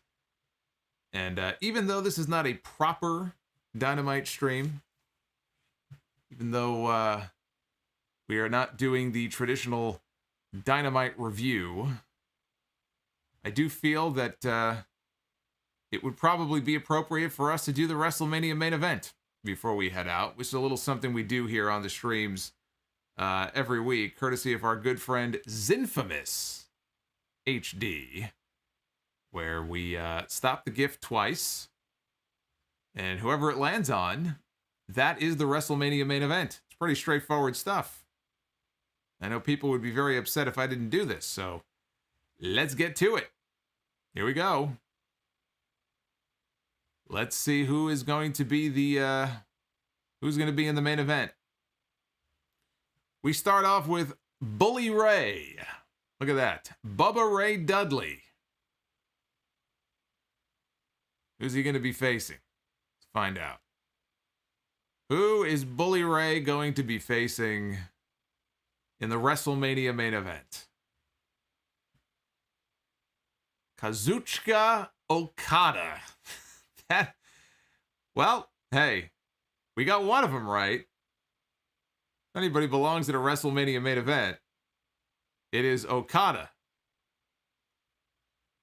Okada against Bubba Ray Dudley, though, is not exactly the WrestleMania main event that I would have envisioned. There you go. You wanted it. Ask and ye shall receive. There you go. Uffman, thanks for the super chat. WrestleMania main event. There it is. You got what you asked for. Does it get more random than that? Bubba Ray against Okada? What kind of match would that even be? Okada would have to have his working shoes on for that match. He would have to live up to his title as one of the best in the world. He'd have his work cut out for him in the main event that night. Anyway, yeah, Dr. NXT Scorpio says Bully Ray versus Okada. That sounds better. Bully Ray, okay. So yeah, Bully Ray. I guess still wouldn't be that great, but be better than Bubba Ray. Or Busted Open Ray, or whatever the hell he calls himself these days. Mark. We'll call him Mark, right? That's his name. Although that can mean so many different things. All right, guys. We've gone 3 hours on the dot. Did not plan to go that long, but we had a lot of calls tonight and a lot of super chats. And hopefully you enjoyed the stream. We had our AEW stream after all, even though there was no Dynamite. I'm going to be back with you on Sunday for a double podcast. So you are going to get episode 706 on Sunday, and then Sunday night, you are going to get a Double or Nothing review. And you will also, at some point in the next several days after it airs, be getting my review of The Ultimate Warrior, Dark Side of the Ring. So you got a lot of fun stuff coming up here in the days to come, heading into the holiday. I want everybody here in this country to have a very happy Memorial Day weekend. Whatever you may be doing, grill some burgers and hot dogs and all that good stuff. Have some macaroni salad with it. Be well. Stay safe. Thanks for joining me. Thanks for hanging out. And I'll see you back here in a few days. We got a lot more content coming. And I hope you'll join me for all of it. So, till then, take care, guys.